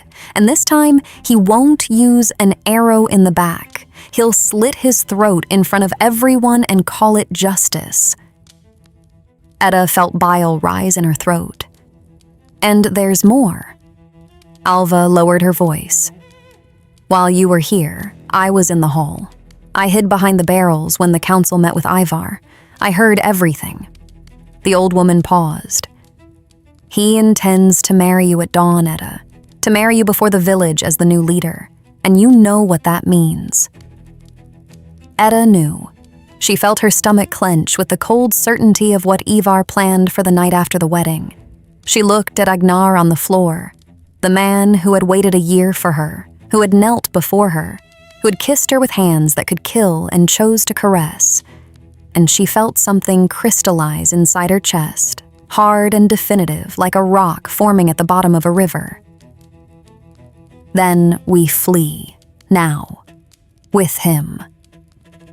"He weighs twice as much as the 3 of us combined, my lady," Liv said, frightened. "I don't care. We'll carry him on our backs if we have to. But we are not leaving him here for Ivar to kill, and we are not staying here for Ivar to drag me to his bed." Alva looked at her for a long moment, and there, in that silent exchange of glances, something shifted between them. It was no longer the housekeeper assessing the young queen. It was one woman recognizing another who had just crossed an invisible line from which there is no return. "Liv." Alva turned to the girl, who was pale but steady at the door. "Get some water and a cloth," without making a sound. Liv left. Alva knelt beside Agnarr, took a small vial from inside her cloak, and poured a few drops between his lips. "A concoction to keep the body functioning," she explained. "It wouldn't cure the poison, but it would slow its advance for a few hours." "I know a way through the back that leads to the old docks," Alva said as she worked. "There's a boat there, small. It'll be a tight fit with him inside, but it will have to do." When Liv returned with the water and a cloth, Alva wet the fabric and began to press it to Agnar's face, on his temples, his cheeks, his forehead, with the firmness of someone who had brought men back from worse places than this. "Agnarr." Her voice was low but sharp as a blade. "Agnarr, I need you to open your eyes, now." He groaned. His eyelids fluttered. "Agnarr." Alva pressed the cloth harder. "I need you to listen. We're getting you out of here, but we can't carry you. You need to help us. Are you listening to me?" His eyes opened. Not all the way, just enough for 2 slivers of gray to appear beneath his lids. His mouth moved, but no sound came out on the first try. "I'm listening." The voice was a whisper. "Good. Then get up." Lifting Agnarr was like raising an oak tree that still had its roots in the earth. Edda slung his arm over her right shoulder. Liv did the same on the left, and they both pushed upward with everything they had. He helped, or tried to. His legs obeyed in halves, one knee holding firm while the other gave way, his body swaying between them like a ship's mast in a stormy sea. When he was finally on his feet, his weight nearly brought them down. Edda felt her shoulders scream in pain, her knees buckle, her back protest. He was too big, too heavy, and he was using every ounce of consciousness he had left not to collapse on top of them. "You just need to walk," Edda whispered, adjusting his hand on her shoulder. "One step at a time. I've got you." He looked at her. Even feverish, even poisoned, even halfway to unconsciousness, something in his eyes recognized her. The corner of his mouth twitched in the ghost of a smile. "You? Got me?" "Shut up and walk, Agnarr." Alva led the way, navigating the darkness with the memory of 50 years in that place. Edda and Liv followed, carrying Agnarr between them, each step a silent negotiation between his weight, their strength, and a gravity that seemed to be on the wrong side. He dragged his feet more than he walked, his head lolling forward, his breath coming in short, hot bursts against Edda's neck. Every so often, his legs would give out, and the two of them would nearly go down. But they recovered. They always recovered, because the alternative was unthinkable. Every second they spent in those corridors was a second someone could wake up, hear, see. Every muffled groan from Agnarr was a risk. Every crooked step, every bump against the wall, every breath that was too heavy. The night was cold and moonless, perfect for disappearing. The path to the old docks was a silent torment. Narrow, dark, smelling of moss and stagnant water. Every step could be the one to wake a dog, alert a guard, end everything. But no one woke up. The boat was exactly as Alva had described. Small, old, the kind that made you question if it could hold the weight of one person, let alone 4. They lowered Agnarr carefully, settling him on the bottom of the boat with the furs over him. He took up almost all the space. Edda squeezed in beside him, holding his head in her lap. Liv went to the bow. Alva took the oar. "Where to, exactly?" Edda asked. upriver to the north bank, 2 days if the wind helps. If it doesn't. Alva plunged the oar into the water and pushed. I row harder. The boat slid into the current. The village fell away behind them. The torches, the roofs, the hall's tower. Everything shrinking, disappearing, being swallowed by the darkness. Edda looked down. At Agnar's face, pale, feverish, bathed in the sweat that wouldn't stop running. The black veins were advancing slowly, visible now on his neck, like roots spreading toward his heart. She ran her fingers through his hair, brushing the sweat-matted strands from his forehead. He didn't move. His breathing was shallow, short, his chest rising and falling in a rhythm that seemed increasingly uncertain. "Stay with me," she whispered. "You promised you'd always come back, so please, stay." The river carried them into the darkness, and the village vanished as if it had never existed. And inside the boat, the most feared king in the north lay unconscious in the lap of the woman who, a year before, had held a dagger to him, while the poison of a treacherous brother ran through his veins toward his heart. 2 days on the river. 2 days with Agnarr burning with fever in the bottom of the boat, his head in Edda's lap, the black veins advancing inch by inch toward his heart. Alva rowed without stopping, pausing only to pour more drops from the vial between his lips. Liv changed the wet cloths on his forehead every hour, but the fever wouldn't break. When they spotted the north bank, dark stones squeezed between the river and a slope of pine trees, Alva guided the boat to shore with the precision of someone who had been there before. "This is it. Call for him." Edda didn't question it. She stood up in the boat, looked at the silent forest, and shouted, "Runster!" Nothing. Trees. Wind. "Runster!" "No need to shout. I can hear even what you don't say." The three of them spun around at the same time. He was just there, as if he had sprouted from the earth along with the stones.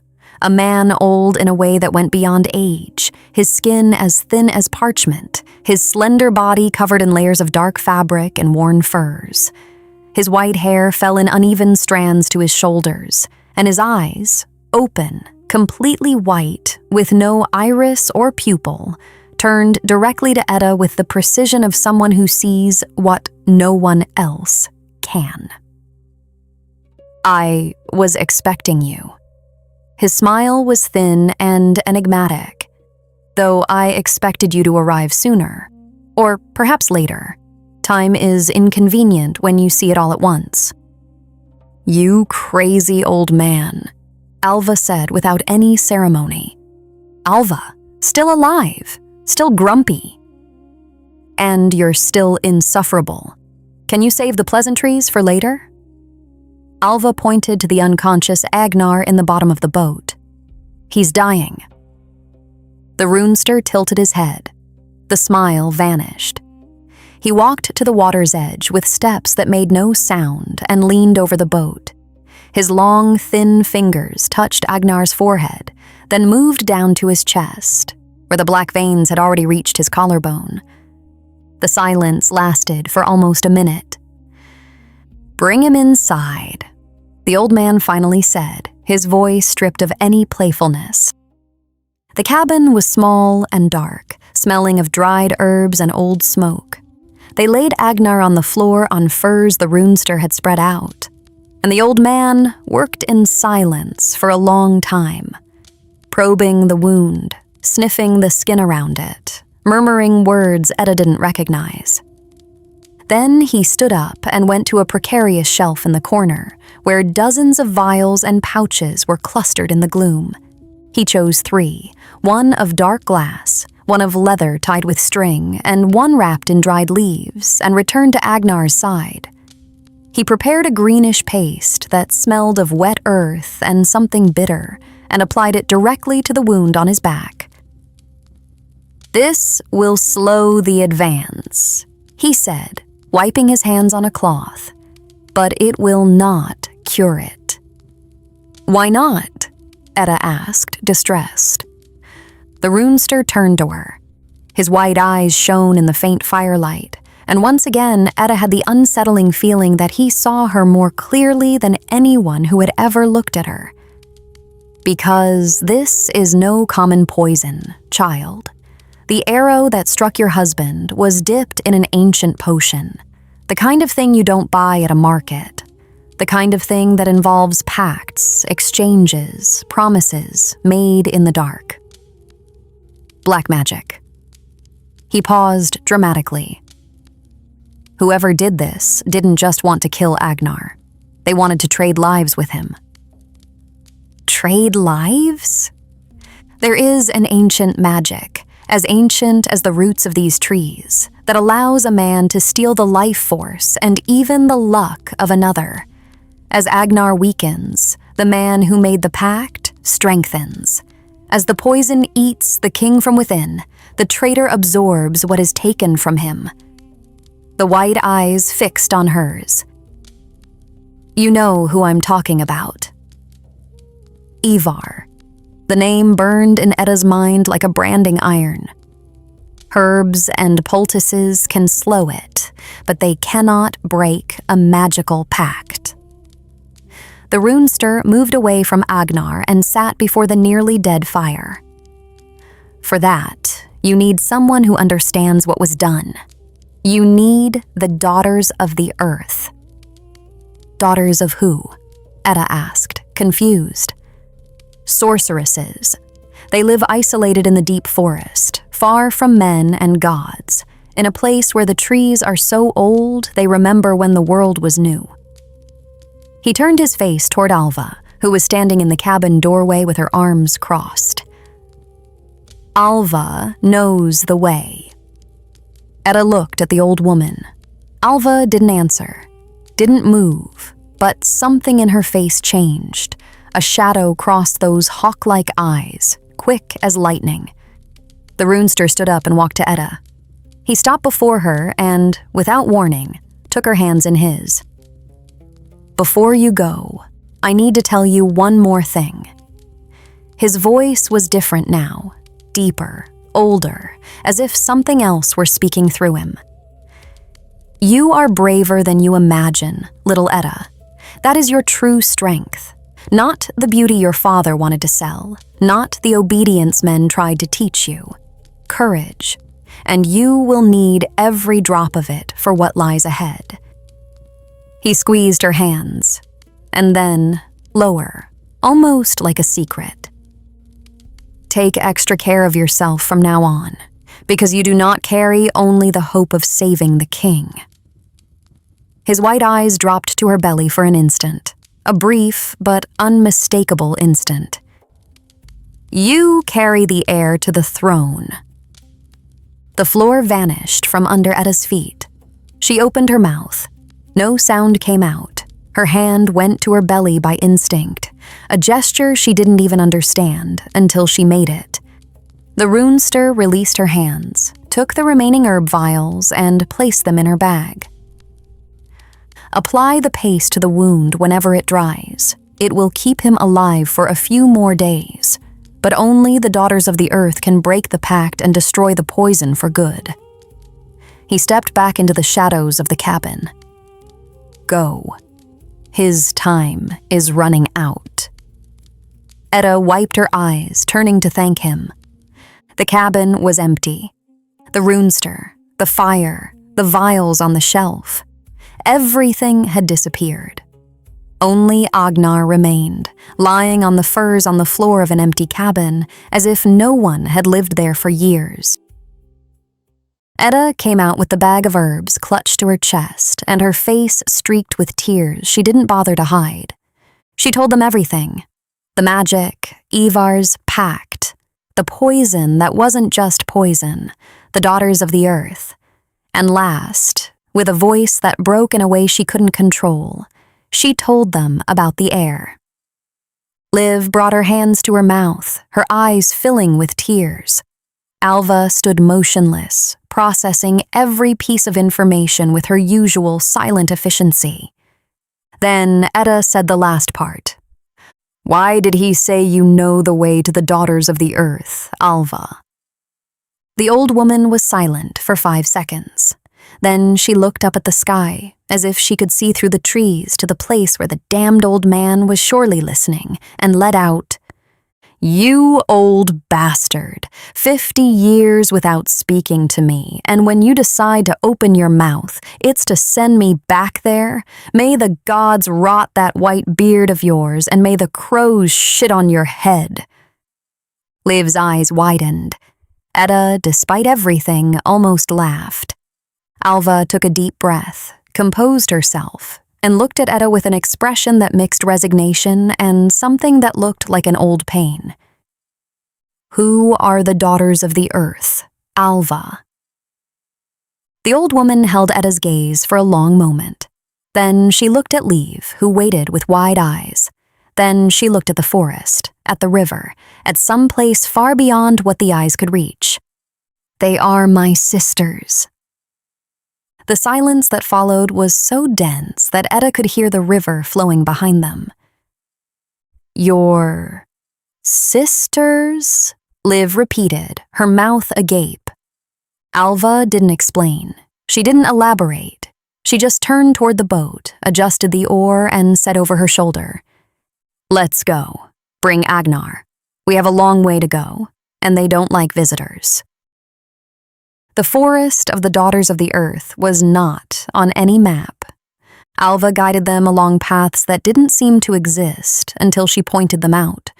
A turn between 2 twin oaks, a descent down a dry riverbed, a narrow passage between rocks covered in moss, so green it almost glowed. Agnarr remained in the boat, growing paler, his breaths shorter with each passing hour. Edda applied the runester's paste to the wound every time it dried, as he had instructed, and spent the rest of the time holding Agnar's hand and talking to him. Even when he didn't answer, even when the fever took him too far away to hear. When they arrived, Edda knew immediately. Not because there was a sign, a gate, or a visible border, but because the air changed. Suddenly, breathing became easier, as if her lungs were receiving something more than oxygen. The light between the trees was different there. More golden, warmer, as if the sun had decided to linger in that patch of forest longer than any other. And the silence wasn't empty. It was full of living things, ancient things, things that were paying attention. 3 women appeared among the trees. They didn't step out from behind them, didn't walk from a path. They simply appeared, as if they were part of the forest, and the forest had decided to show them. They wore clothes of fabrics Edda didn't recognize, something between linen and moss, dyed in shades of earth and dark green, with embroidery that looked like intertwining roots. Their hair was long, loose, and each was a different age. One young, one middle-aged, one old. But all 3 had the same eyes that Edda recognized with a shock. They were Alva's eyes. The eldest of the 3 took a step forward. She looked at Alva for a long moment. Then a smile broke out, transforming her entire face. The smile of someone rediscovering something they thought was lost forever. "You took your time, sister." Alva didn't move. She was as rigid as stone, her chin high, her eyes shining with something Edda had never seen in her: shame. The unbreakable old housekeeper, who faced kings and sorcerers with the same unfriendly expression, stood there, unable to find words. I thought you wouldn't want." The eldest walked to Alva and held her by the shoulders. "You are our sister. Today, tomorrow, and when the last trees fall. No broken oath changes that." Alva closed her eyes. A tear, a single, solitary one, probably the first in years, ran down her wrinkled face. It lasted 2 seconds. Then she wiped the tear away with the back of her hand, as if shooing a fly, and went back to being Alva. Enough sentimentality. The king is dying in the boat. The daughters of the earth worked quickly. They carried Agnarr to a clearing in the heart of the forest, where the ground was covered in soft moss, and a circle of ancient stones marked a space that was clearly used for things beyond what the eyes could see. They laid him on the stones, removed his tunic, and examined the wound with experienced hands and eyes that seemed to see things beneath the skin. The middle-aged one, whose name was Solveig, touched the black veins that now spread across Agnar's chest like a map of dark rivers and closed her eyes. "A trade pact," she said, without opening them. "Made with blood and intent. Whoever did this knew what they were doing." "Can you undo it?" Edda asked, trying to keep her voice steady. Solveig opened her eyes and looked at Edda with a kindness that hurt. "We can, but it will take time. The poison needs to be pulled out thread by thread, root by root. If we try too quickly, the body won't withstand it." "How long?" "Days, maybe a week." Edda looked at Agnarr, pale, motionless, the black veins pulsing under his skin like something alive feeding on him from within. "Do whatever you have to do." The days that followed were the longest and strangest of Edda's life. The sorceresses prepared potions each morning, mixtures of herbs, roots, and things Edda preferred not to ask about, and applied them to Agnar's wound while murmuring words in a language that seemed older than any human tongue. The process was slow. On the first day, the black veins stopped advancing. On the second, they retreated 2 centimeters. On the third, Agnarr opened his eyes and stayed awake for almost an hour before falling asleep again. And Edda never left his side. She did everything. She cleaned the wound when the sorceresses weren't there, with warm water and cloths she changed 3 times a day, with the meticulous care of someone who understood that every detail mattered. She prepared soups with the ingredients the sisters provided, meat broth with garlic and herbs that she cooked over the clearing's fire, stirring slowly with a patience that surprised even Alva. When the soup was ready, Edda would sit beside Agnarr, rest his head in her lap, and bring the spoon to his mouth with a gentleness that contrasted with the stubbornness in her voice. "Eat." "I'm not hungry," he murmured one of the first times he was conscious enough to complain. "I didn't ask if you were hungry. Eat." He looked at her with half-closed eyes, too weak to argue. A ghost of a smile crossed his face. "Since when do you order me around?" "Since I had to drag you out of the house in the middle of the night with you leaning on my shoulder. Now open your mouth."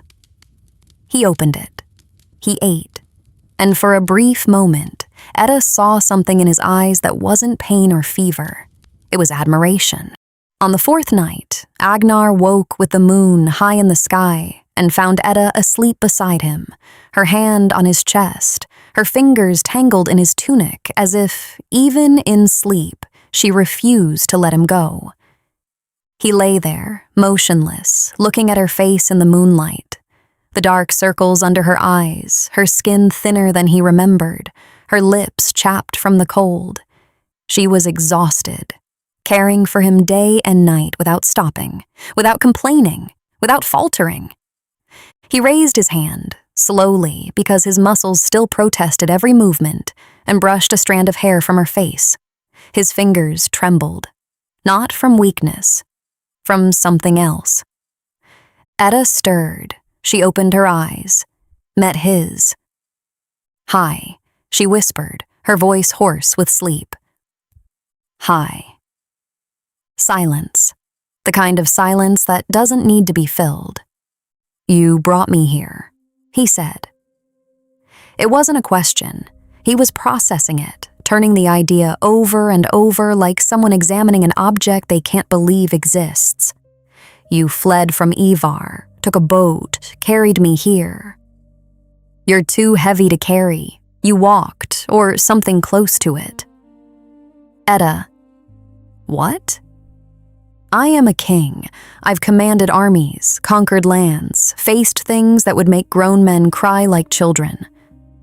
He swallowed. His voice was almost a faint whisper, but each word carried a weight that made it sound firmer than his condition allowed. And none of those things, none of them required the courage you had to do what you did. Edda felt her eyes sting. She looked away. I didn't do anything special. Anyone would. Not anyone. He took her hand, weak but firm. No one. Only you. Any sensible person would have left me behind. You could have accepted my fate and let me die, but you faced even the destiny the Norns had woven for me. And you won. Edda felt her chest tighten.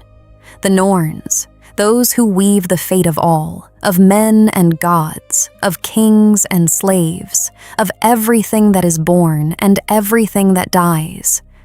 Agnarr was saying that her courage was great enough to make the very ladies of destiny stop what they were doing and change their minds.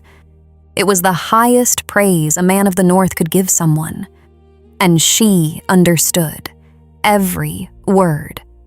She looked at their intertwined hands, then at him, and decided that this was the moment. Agnarr, there's something I need to tell you. He waited. His expression changed, not with worry, but with total attention. The same attention he had always given her since the very first night. The runester. He said something about me. She brought her free hand to her belly. The gesture was almost involuntary, but it said everything before the words could. I'm expecting a child. Your child. The silence that followed was not empty. It was the silence of a man whose world had just changed in size. Agnarr looked at her hand on her belly, then at her face, then at her belly again. His eyes shone, not with tears, or at least not with tears he would ever admit to. And the hand holding hers tightened with a strength that belied the state of his body. A child. His voice was a mixture of joy and surprise. Edda nodded, not trusting her own voice. Agnarr kissed her. Then he held her against his chest, over his heart, and stayed there in silence for a long time. When he spoke again, his voice had a gravity Edda didn't recognize. I will get out of here. I will get back on my feet. I will return to the village.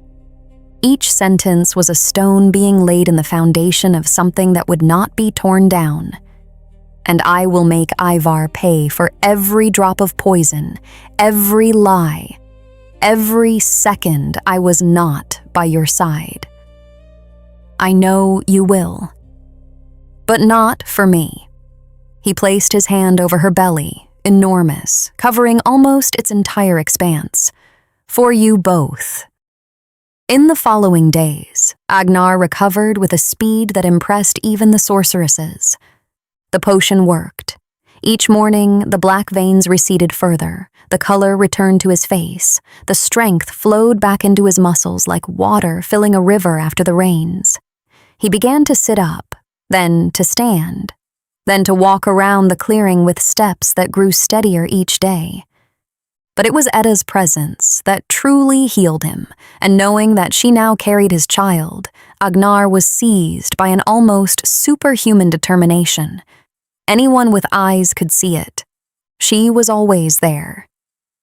In the morning, preparing the garlic broth that he pretended not to like, but drank to the last drop. In the afternoon, sitting beside him while he rested, telling him about the escape, about Olva and her keys, about Leave hiding behind the chest. He listened to it all with a half-smile and that look in his eyes reserved exclusively for her. That mix of pride and disbelief, as if with every detail she told, he fell a little more in love. At night, she would lie down beside him, and he would pull her close with the arm that no longer trembled, fitting her against his chest as if it were the place she was always meant to be. And they would talk softly, their faces so close that the words barely needed a voice to be heard. I was scared, she confessed one of those nights. When Ivar came back without you, when he said that, I thought I had lost you. And what did you do? I called him a liar in front of the whole village. Agnarr laughed, a real laugh, the first in weeks, that shook his body and made the wound ache, but he didn't care. He laughed until his eyes watered, until Edda told him to stop because he would pop his stitches, until she herself laughed along because his laughter was contagious in a way she would never admit. My wife, he said, when he could finally speak, wiping his eyes, called the traitor a liar in front of everyone, alone, unarmed. He slapped me afterward. The laughter died, instantly. Agnar's face transformed. The amusement evaporated like water on a hot stone. And in its place was something cold and lethal that Edda recognized. It was the same look from the forest, the look from before he killed 7 men.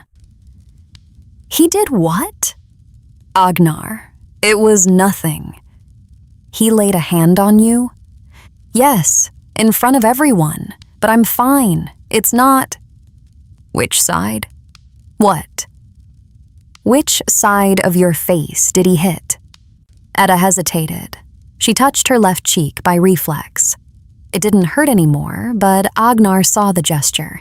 His eyes followed her hand to her face and stayed there, fixed, absorbing the information with a calm that was far more terrifying than any outburst of rage.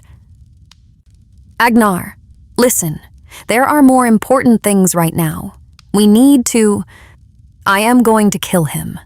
If I was still considering having any compassion for that traitor, it's gone now. It wasn't said with anger. It wasn't shouted, not hissed through clenched teeth. It was said with the same naturalness as one says the sun will rise tomorrow. A fact, a certainty, something that already existed in the future and was just waiting for the right moment to happen. I know, she replied. But first, get well. He looked at her for a long moment.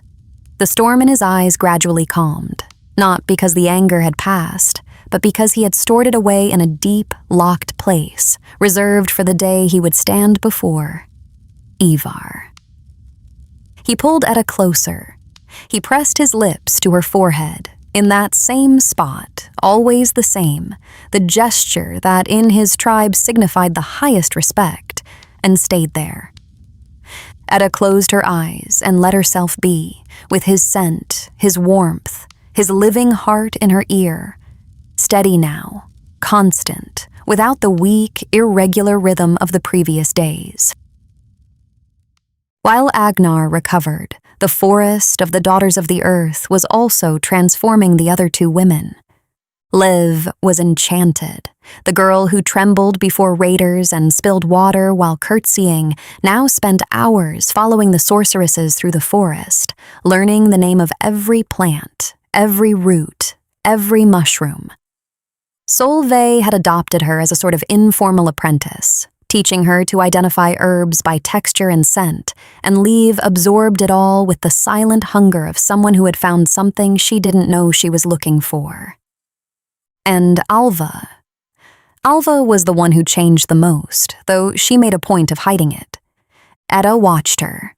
She saw how the old housekeeper spent more time with her sisters each day, how the rigidity in her shoulders gradually eased, how their conversations, initially tense and full of silences, opened up into laughter, shared memories, ancient stories that made Alva's eyes sparkle in a way Edda had never witnessed. One afternoon, Edda found Alva sitting on the bank of the stream that cut through the clearing, her bare feet in the water. Something unthinkable for the woman who wore heavy boots and a ring of keys as if they were armor. "You miss this place," Edda said, sitting beside her. It wasn't a question. Alva was silent for a while. Then, in the softest voice Edda had ever heard from her, "I left all this for a man, a warrior who passed through here, wounded, just like Agnarr. I cared for him. I fell in love, and when he left, I went with him." She looked at the water.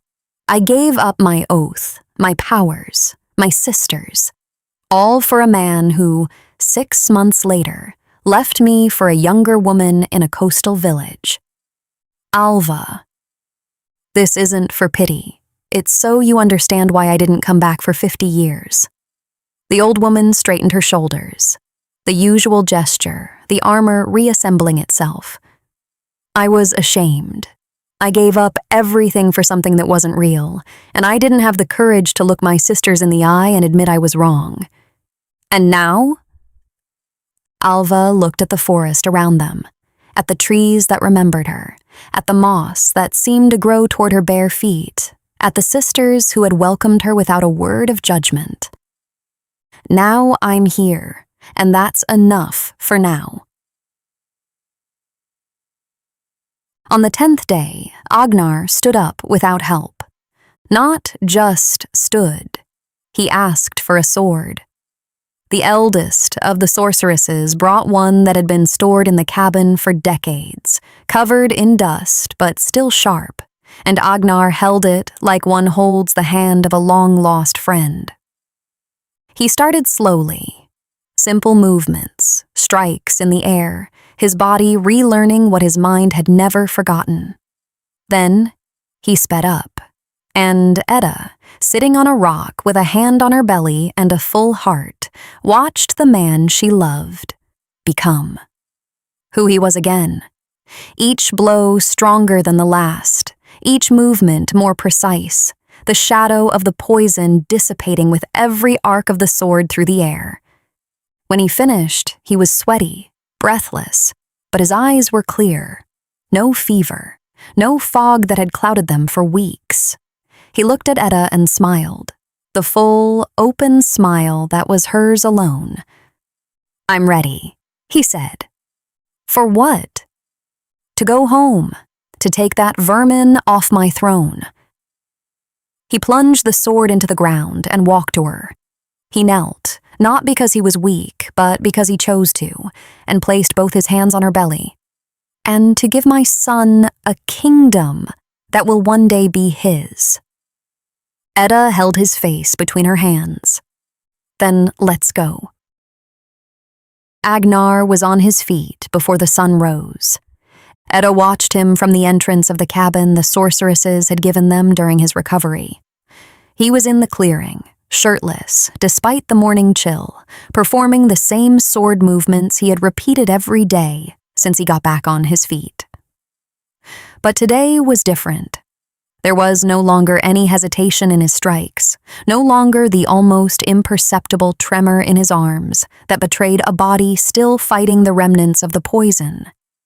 Each arc of the blade cut through the air with the clean, brutal precision Edda had seen in the forest that day. The day of the raiders, the day she understood what this man was capable of. He was back. The final session with the sorceresses had been the night before. Solveig had examined the wound. Now just a pink scar, with no trace of the black veins that had nearly killed him, and declared what everyone already knew. The poison is gone. The pact is broken. Agnarr had thanked them with the respectful formality of a king and the silent gratitude of a man who knew how close he had come to never opening his eyes again. The sorceresses accepted his thanks with the simplicity of those who have been doing this work for centuries, expecting no reward, asking for no favors, just the quiet certainty that they had done what needed to be done. Now, with a sword in his hand and his health restored, all that remained was what he had been silently planning during every night of those 2 weeks of recovery. Ivar. The plan was simple because Agnarr was a simple man in his strategies, not for lack of intelligence, but because he believed the best plans are the ones that don't need many moving parts to work. Bjorn, he told Edda as they packed the few things they would take. King Bjorn, from the East Coast. He fought alongside my father in 3 wars. When my father died, Bjorn swore to him that if I ever needed it, his army would be at my disposal. He tied the sword to his back with swift movements. I've never called in that oath. Now I will. Do you trust him? I trust the word he gave my father. For men like Bjorn, that's more sacred than gold. It was enough. They had a destination, they had a road, and they had each other.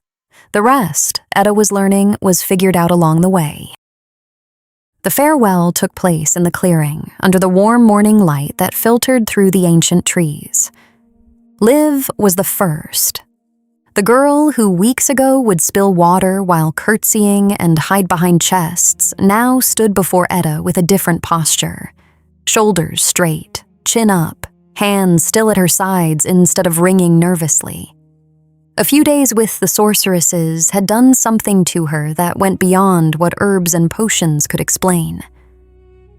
"My lady, Liv began, and her voice trembled, not with fear, with something harder.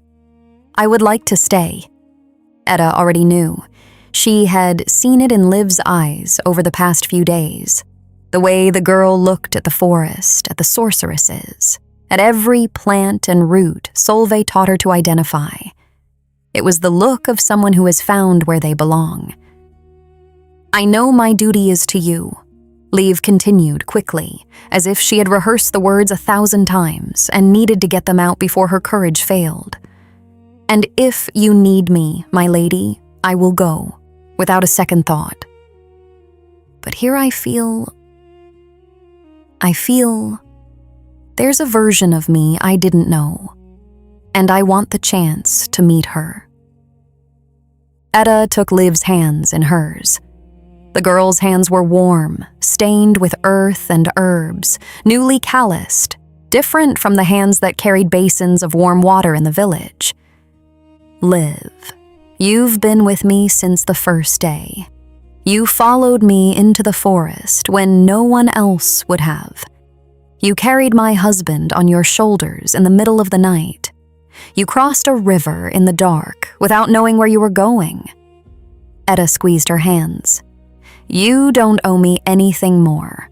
I want you to be free to follow your heart. Liv tried to hold it in.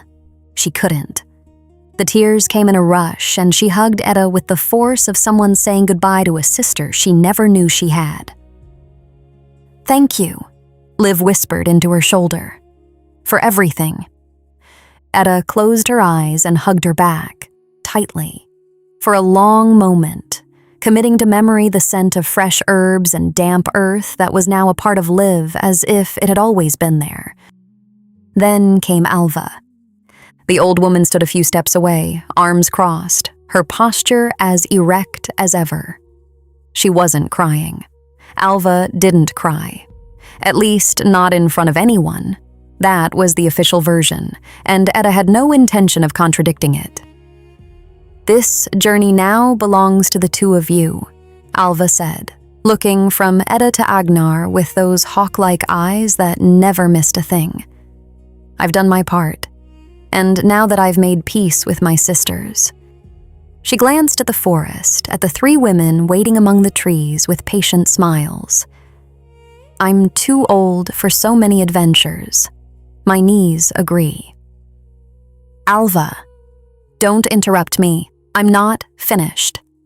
The tone was the same as always, gruff, no room for sentimentality. But her eyes told another story. Edda, when you arrived in that village, you were a little mouse, a frightened little mouse, with a fruit-cutting dagger in your hand, and so much fear in your eyes it hurt to look. Edda felt her throat tighten. And look at you now. Alva's voice wavered. You faced a usurper in front of an entire village. You fled in the dark, carrying a poisoned king. You navigated rivers, found sorceresses, saved the life of the man you love. Alva took a step forward and held Edda's face in both her hands. Those thick, working hands Edda knew so well.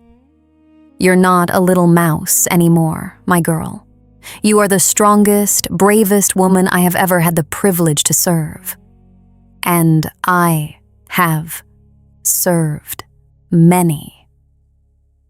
Edda's first tear fell onto Alva's hand, then the second. Then there was no point in counting.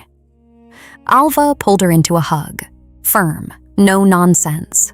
The kind of hug Alva would give, efficient, tight, with a pat on the back that was both affection and a reminder that the world doesn't wait for those who cry too much. When they separated, Alva turned to Agnarr. The king stood a step back, silent, with the expression of someone watching something that moves him, but that he respects too much to interrupt. Alva walked up to him and looked up at him, because Agnarr was nearly twice her height. But that had never stopped Alva from making him feel the size of a boy. "I saw you born," she said. "I saw you cry for the first time. I saw your first step, your first fall, your first wooden sword. I saw you bury your father and swear you would be worthy of his throne. And now I'm watching you become the king he always knew you would be." Alva placed her hand on his chest, over his heart, over the scar Ivar's poison had left. "Your father would be proud of you, Agnarr. So proud it wouldn't fit in that enormous chest of his." Agnarr bent down, not because he had to, because he wanted to. He wrapped Alva in a hug that lifted her off the ground for half a second, and the old woman let out a sound that was somewhere between a complaint and a laugh. "Put me down, you barbarian." He put her down, but before letting go, he kissed her forehead, the same gesture, the highest respect a man of his tribe could offer. Alva blinked rapidly, straightened her cloak, cleared her throat.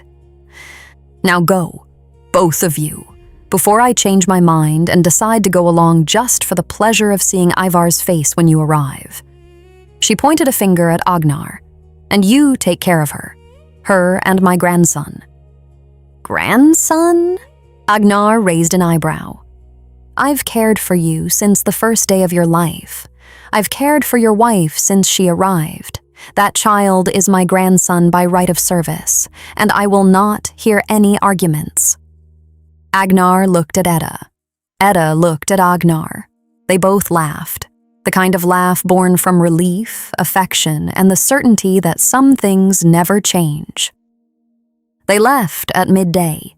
2 horses the sorceresses had provided. Where horses came from in a mystical forest was a question Edda decided not to ask, with provisions for a week and a map drawn by Solveig showing the fastest way to Bjorn's lands. At the edge of the clearing, Edda turned one last time. Liv stood among the sorceresses, her hair down for the first time since Edda had known her, the smile on her lips wider and firmer than any she had ever seen her give. Alva stood beside her sisters, arms crossed, her usual posture. But her feet were bare on the earth, and the keys she had carried at her hip for 50 years were no longer there. Edda raised her hand. Alva raised hers. They needed no more words. Everything that mattered had already been said. Agnarr urged his horse forward. Edda followed. The forest closed in behind them, and the figures in the clearing grew smaller until they disappeared among the trees that remembered everything. And then there were 2. A king without a throne, and a queen with an heir growing inside her, riding side by side toward a war they didn't start, but would finish together. The road was long, but for the first time since it all began, Edda didn't feel fear. She felt urgency. Bjorn's lands were a 5-day ride along the east coast, where the cliffs dropped straight into the sea and the wind was so constant that the trees grew bent to one side, like old men tired of fighting the storm. Agnarr and Edda rode in silence most of the time, not the tense silence of their first months of marriage, but the comfortable silence of two people who don't need words to know they are together. Every now and then, he would reach out and adjust her cloak over her shoulders when the wind picked up. Every now and then, she would nudge her horse closer to his just to feel his presence. Small gestures that said everything. On the 5th day, they sighted the fortress. It was smaller than Edda had imagined. Not a city, but a cluster of stone and wood buildings clinging to the top of a cliff like fingernails dug into a rock. Dark banners fluttered from the towers, and the smell of salt and forge smoke reached them, even before they saw the gates. 2 guards stopped them at the entrance. They looked at Agnarr, road-weary, with a grown-out beard, and frowned. They didn't recognize the king. They saw only a man who was too large on a tired horse, accompanied by a young woman in the worn clothes of someone who had traveled far. "Tell King Bjorn that Agnarr, son of Eirik, has come to visit." The guards glanced at each other. One of them ran up the tower stairs. The other remained, hand on the hilt of his sword, unsure whether to bow or be suspicious. He didn't have to wait long. The fortress door burst open with a bang, and a man appeared. Old, very old, with a white beard that fell to his chest and a body that had once been large but that time had bent and shrunk. He walked with a staff, but his eyes were alive, sharp, the kind that had seen 1,000 battles and forgotten none. Bjorn stopped 3 paces from Agnarr. He looked at him for a long moment, and then a smile tore across his wrinkled face, a wide, genuine smile that took 20 years off him. "By Thor's hammer." The voice was as rough as gravel, but laden with a joy that couldn't be contained. "You're the spitting image of your father, same blockhead face, same absurd size." He took a step forward and grabbed Agnarr by the arm, pulling him into a hug that made the staff fall to the ground. "Eirik, you bastard! If only you were alive to see the size of this boy." Agnarr returned the hug with the care of someone holding something both fragile and precious. "It's good to see you, Bjorn." Good. Good is an understatement. Bjorn pulled back, held Agnarr by the shoulders, and examined him with the eyes of one inspecting a sword after a battle. "Too thin, new scar. Look like you haven't eaten properly in weeks." His eyes moved to Edda. "And this must be the wife I've heard about. The one from the south. The one they say is as beautiful as a fae." "Edda," she said, with a curtsy that Bjorn cut short with a wave of his hand. "No curtsying in my house, girl. If you can put up with this one." He gestured to Agnarr with his thumb. "You deserve a chair and a mug, not a bow." Seated in Bjorn's hall, smaller and warmer than Agnar's, with torches that smoked too much and a hearth that made up in heat what it lacked in elegance, Agnarr told him everything. The fake negotiation, the poisoned arrow, Ivar returning with the story of desertion, the slap to Edda, the escape in the dark, the poison, the cure. Bjorn listened in silence. He didn't interrupt once. He just drank from his mug in slow gulps, his eyes growing darker with each detail. When Agnarr finished, the old man set his mug on the table with a sharp clack. "Ivar, I always knew about that boy. Always. Your father, may the gods keep him, was wise in many things, but on this he was blind. He kept that viper close because he believed loyalty could be taught." I should have seen it. You saw a brother. He saw a throne. Those are different gazes. But enough looking back. Tell me what you need. Men. Not many. Enough to reach my village and show that I'm alive. My own people will do the rest when they know the truth. Your father saved my kingdom. He fought by my side when no one else would. If it weren't for Eric, this fortress wouldn't exist, and my bones would be at the bottom of the sea. You'll have your men, Agnarr. The best I have. And if I were 30 years younger, I'd go myself just for the pleasure of seeing that vermin's face when you walk through the gates. They left 3 days later, 40 of Bjorn's warriors, mounted and armed, with Agnarr at the lead. Edda rode beside him. He had insisted she stay at the rear. She refused with a firmness that left no room for negotiation. He looked at her, recognized in her eyes the same stubbornness that had almost gotten her killed in the northern forest and had later saved his life, and said nothing more. The journey back took 4 days. 4 days in which Agnarr grew quieter, more focused, his eyes fixed on the horizon like someone already fighting the battle in his head before fighting it with his body. On the night before their arrival, lying under the stars while Bjorn's warriors slept around the campfires, Edda turned to him. "What are you thinking about?" "What I'm going to do when I see Ivar." "And what are you going to do?" Agnarr was silent for a moment. Then he turned his face to her, and his expression was the calmest and most terrible thing Edda had ever seen. "First, I'm going to give back what he gave you." The village gates were open when they arrived. Not because Ivar was expecting visitors. They were open because Ivar, in the weeks he had occupied Agnar's throne, had become the kind of leader who doesn't inspire enough loyalty for anyone to bother closing the gates.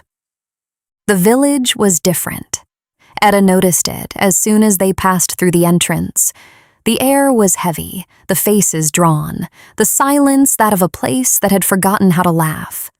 The people who once greeted Agnarr with respect, and her with curiosity, now walked with hunched shoulders and eyes on the ground, like animals that have learned not to make noise near a predator. Ivar had done in weeks what it takes a tyrant months to do. He had poisoned the village just as he had poisoned Agnarr, slowly, from the inside, until the spirit of the place was as sick as he was. Agnarr rode through the center of the village without a word. He didn't need to. The mere sight of him, alive, mounted, with 40 warriors behind him and his wife at his side, was enough for the first heads to lift. Then the second. Then the third. Someone let out a cry. Not of fear, of recognition. Agnar's name swept through the village like fire on dry straw, passing from mouth to mouth, from house to house, and in less than a minute, the streets were filled with people running to see with their own eyes what their ears dared not believe. The king was alive. Ivar was in the main hall, seated on Agnar's throne, which was too big for him, too wide, like clothes borrowed from someone larger, with 2 guards at his side and a mug of mead in his hand. When the doors opened and daylight flooded the hall, he looked up with the lazy irritation of someone who doesn't expect to be disturbed. The mug fell to the floor. Agnarr stood in the entrance. The light behind him silhouetted his form against the day's brightness, enormous, armed, alive. Beside him, Edda. Behind them, 40 warriors with drawn swords and the village's own warriors, joining them by the second, pouring into the hall like a tide that had finally decided to turn. "Get off my throne, Ivar." Agnar's voice filled the entire hall. It wasn't a shout. It didn't need to be. It was the voice of a man born to be there, speaking words the very air seemed to have been waiting weeks to hear. Ivar turned white, then red. His eyes darted to the guards beside him, who had already taken 2 steps back, their hands far from their swords, with no intention of dying for a false king. "You're dead," Ivar said, and his voice betrayed everything his face tried to hide. "I saw you. You shot me in the back with a poisoned arrow." Agnarr walked into the hall, one step at a time, no rush. "You sold me out to die in a forest like an animal. You came back to my village, sat on my throne, hit my wife." Another step. "And you told my people I ran like a coward." The hall was packed now. Warriors, elders, women, children, all squeezed along the edges, their eyes shifting between Agnarr and Ivar like someone watching the moment destiny turns. Ivar rose from the throne. His legs were trembling, but pride, or stupidity, kept him on his feet. "I did what was necessary. You were weak. Too weak to—" "Weak?" The word echoed in the hall. Agnarr stopped 3 paces from Ivar, close enough for everyone to see the difference between them, the rightful king and the imitator, the man who survived the poison and the man who needed poison, because he didn't have the courage to fight like a man, a true coward. "You didn't face me like a man, Ivar. You didn't challenge me, didn't look me in the eye. You shot me in the back, like a coward does." Agnarr tilted his head, looking at Ivar as one looks at something they once respected and now only feel disgust for. "And then you hit a woman, my woman, in front of my people." Ivar took a step back. The mask of insolence was cracking, and underneath it was only what had always been there, a small man who tried to wear the skin of a great man and never fit. "This," Agnarr said, "is for Edda." The punch came from below, with the weight of Agnar's entire body. It wasn't the blow of a warrior in battle. It was the blow of a husband defending his wife's honor. The closed fist struck Ivar's jaw with a sound that echoed through the hall like cracking wood, and Ivar left the ground. Literally. His feet left the stone, and his body spun in the air before collapsing onto the floor with the dead weight of a sack of grain thrown from a cart. Ivar tried to get up. His jaw hung at an angle. Jaws are not supposed to hang, and the sound that came from his mouth wasn't a word. It was a liquid groan from someone who had just discovered that half their teeth had changed places. Agnarr took a step back. He didn't need to take another.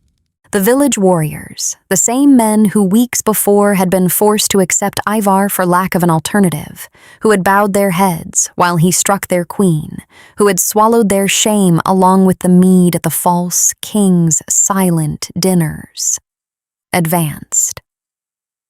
Edda looked away, not out of weakness, because what happened next belonged to those men and the rage they had carried in silence for weeks, and she didn't need to watch to know how it would end. Agnarr turned to her. His hand was still clenched. He looked at her, standing there at the entrance of the hall that was theirs, with her hand on her belly and her eyes dry and firm, and walked to her. He held her face in both his hands. The same hands that had just dislocated a traitor's jaw held her face as if it were made of glass. He kissed her forehead as if to say, "It's over. It's done." In the months that followed, the village was reborn. Not all at once, not with a dramatic gesture. The way real things are reborn. Slowly, with work, with the stubborn patience of those who rebuild something that was broken and decide that this time it will be stronger. Agnarr ruled differently. Not better. He had always been a good king. But now he ruled with Edda at his side. Not as an ornament, not as a silent consort seated at his right in the hall.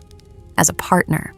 He asked for her opinion in negotiations, listened to her observations about people, because Edda, who had spent her entire life reading the signs of danger in men, had an instinct for detecting falsehood that no wise old man seemed to possess. Where Agnarr saw allies, Edda saw intentions. Where he trusted in strength, she trusted in her reading of people. Together, they had no blind spots. The news spread through the neighboring kingdoms like smoke carried on the wind. The king who returned from the dead, the queen who crossed rivers and forests to save him, the traitor who was destroyed by the very people he tried to rule. The story grew with every mouth that told it, gaining details and exaggerations as all good stories do, until the names of Agnarr and Edda became synonymous with something few rulers could inspire. Respect, not fear. Respect.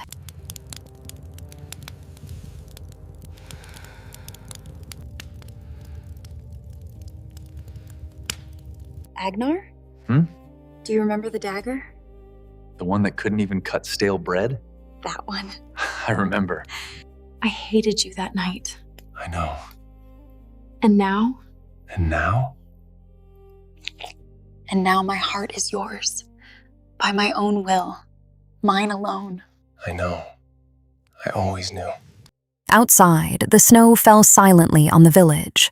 The throne was secure, the kingdom at peace, and inside that room, the same room where a frightened girl held a dagger against a stranger, a king and a queen slept intertwined, waiting for the child who would forever seal what no crown, no throne, and no war ever could.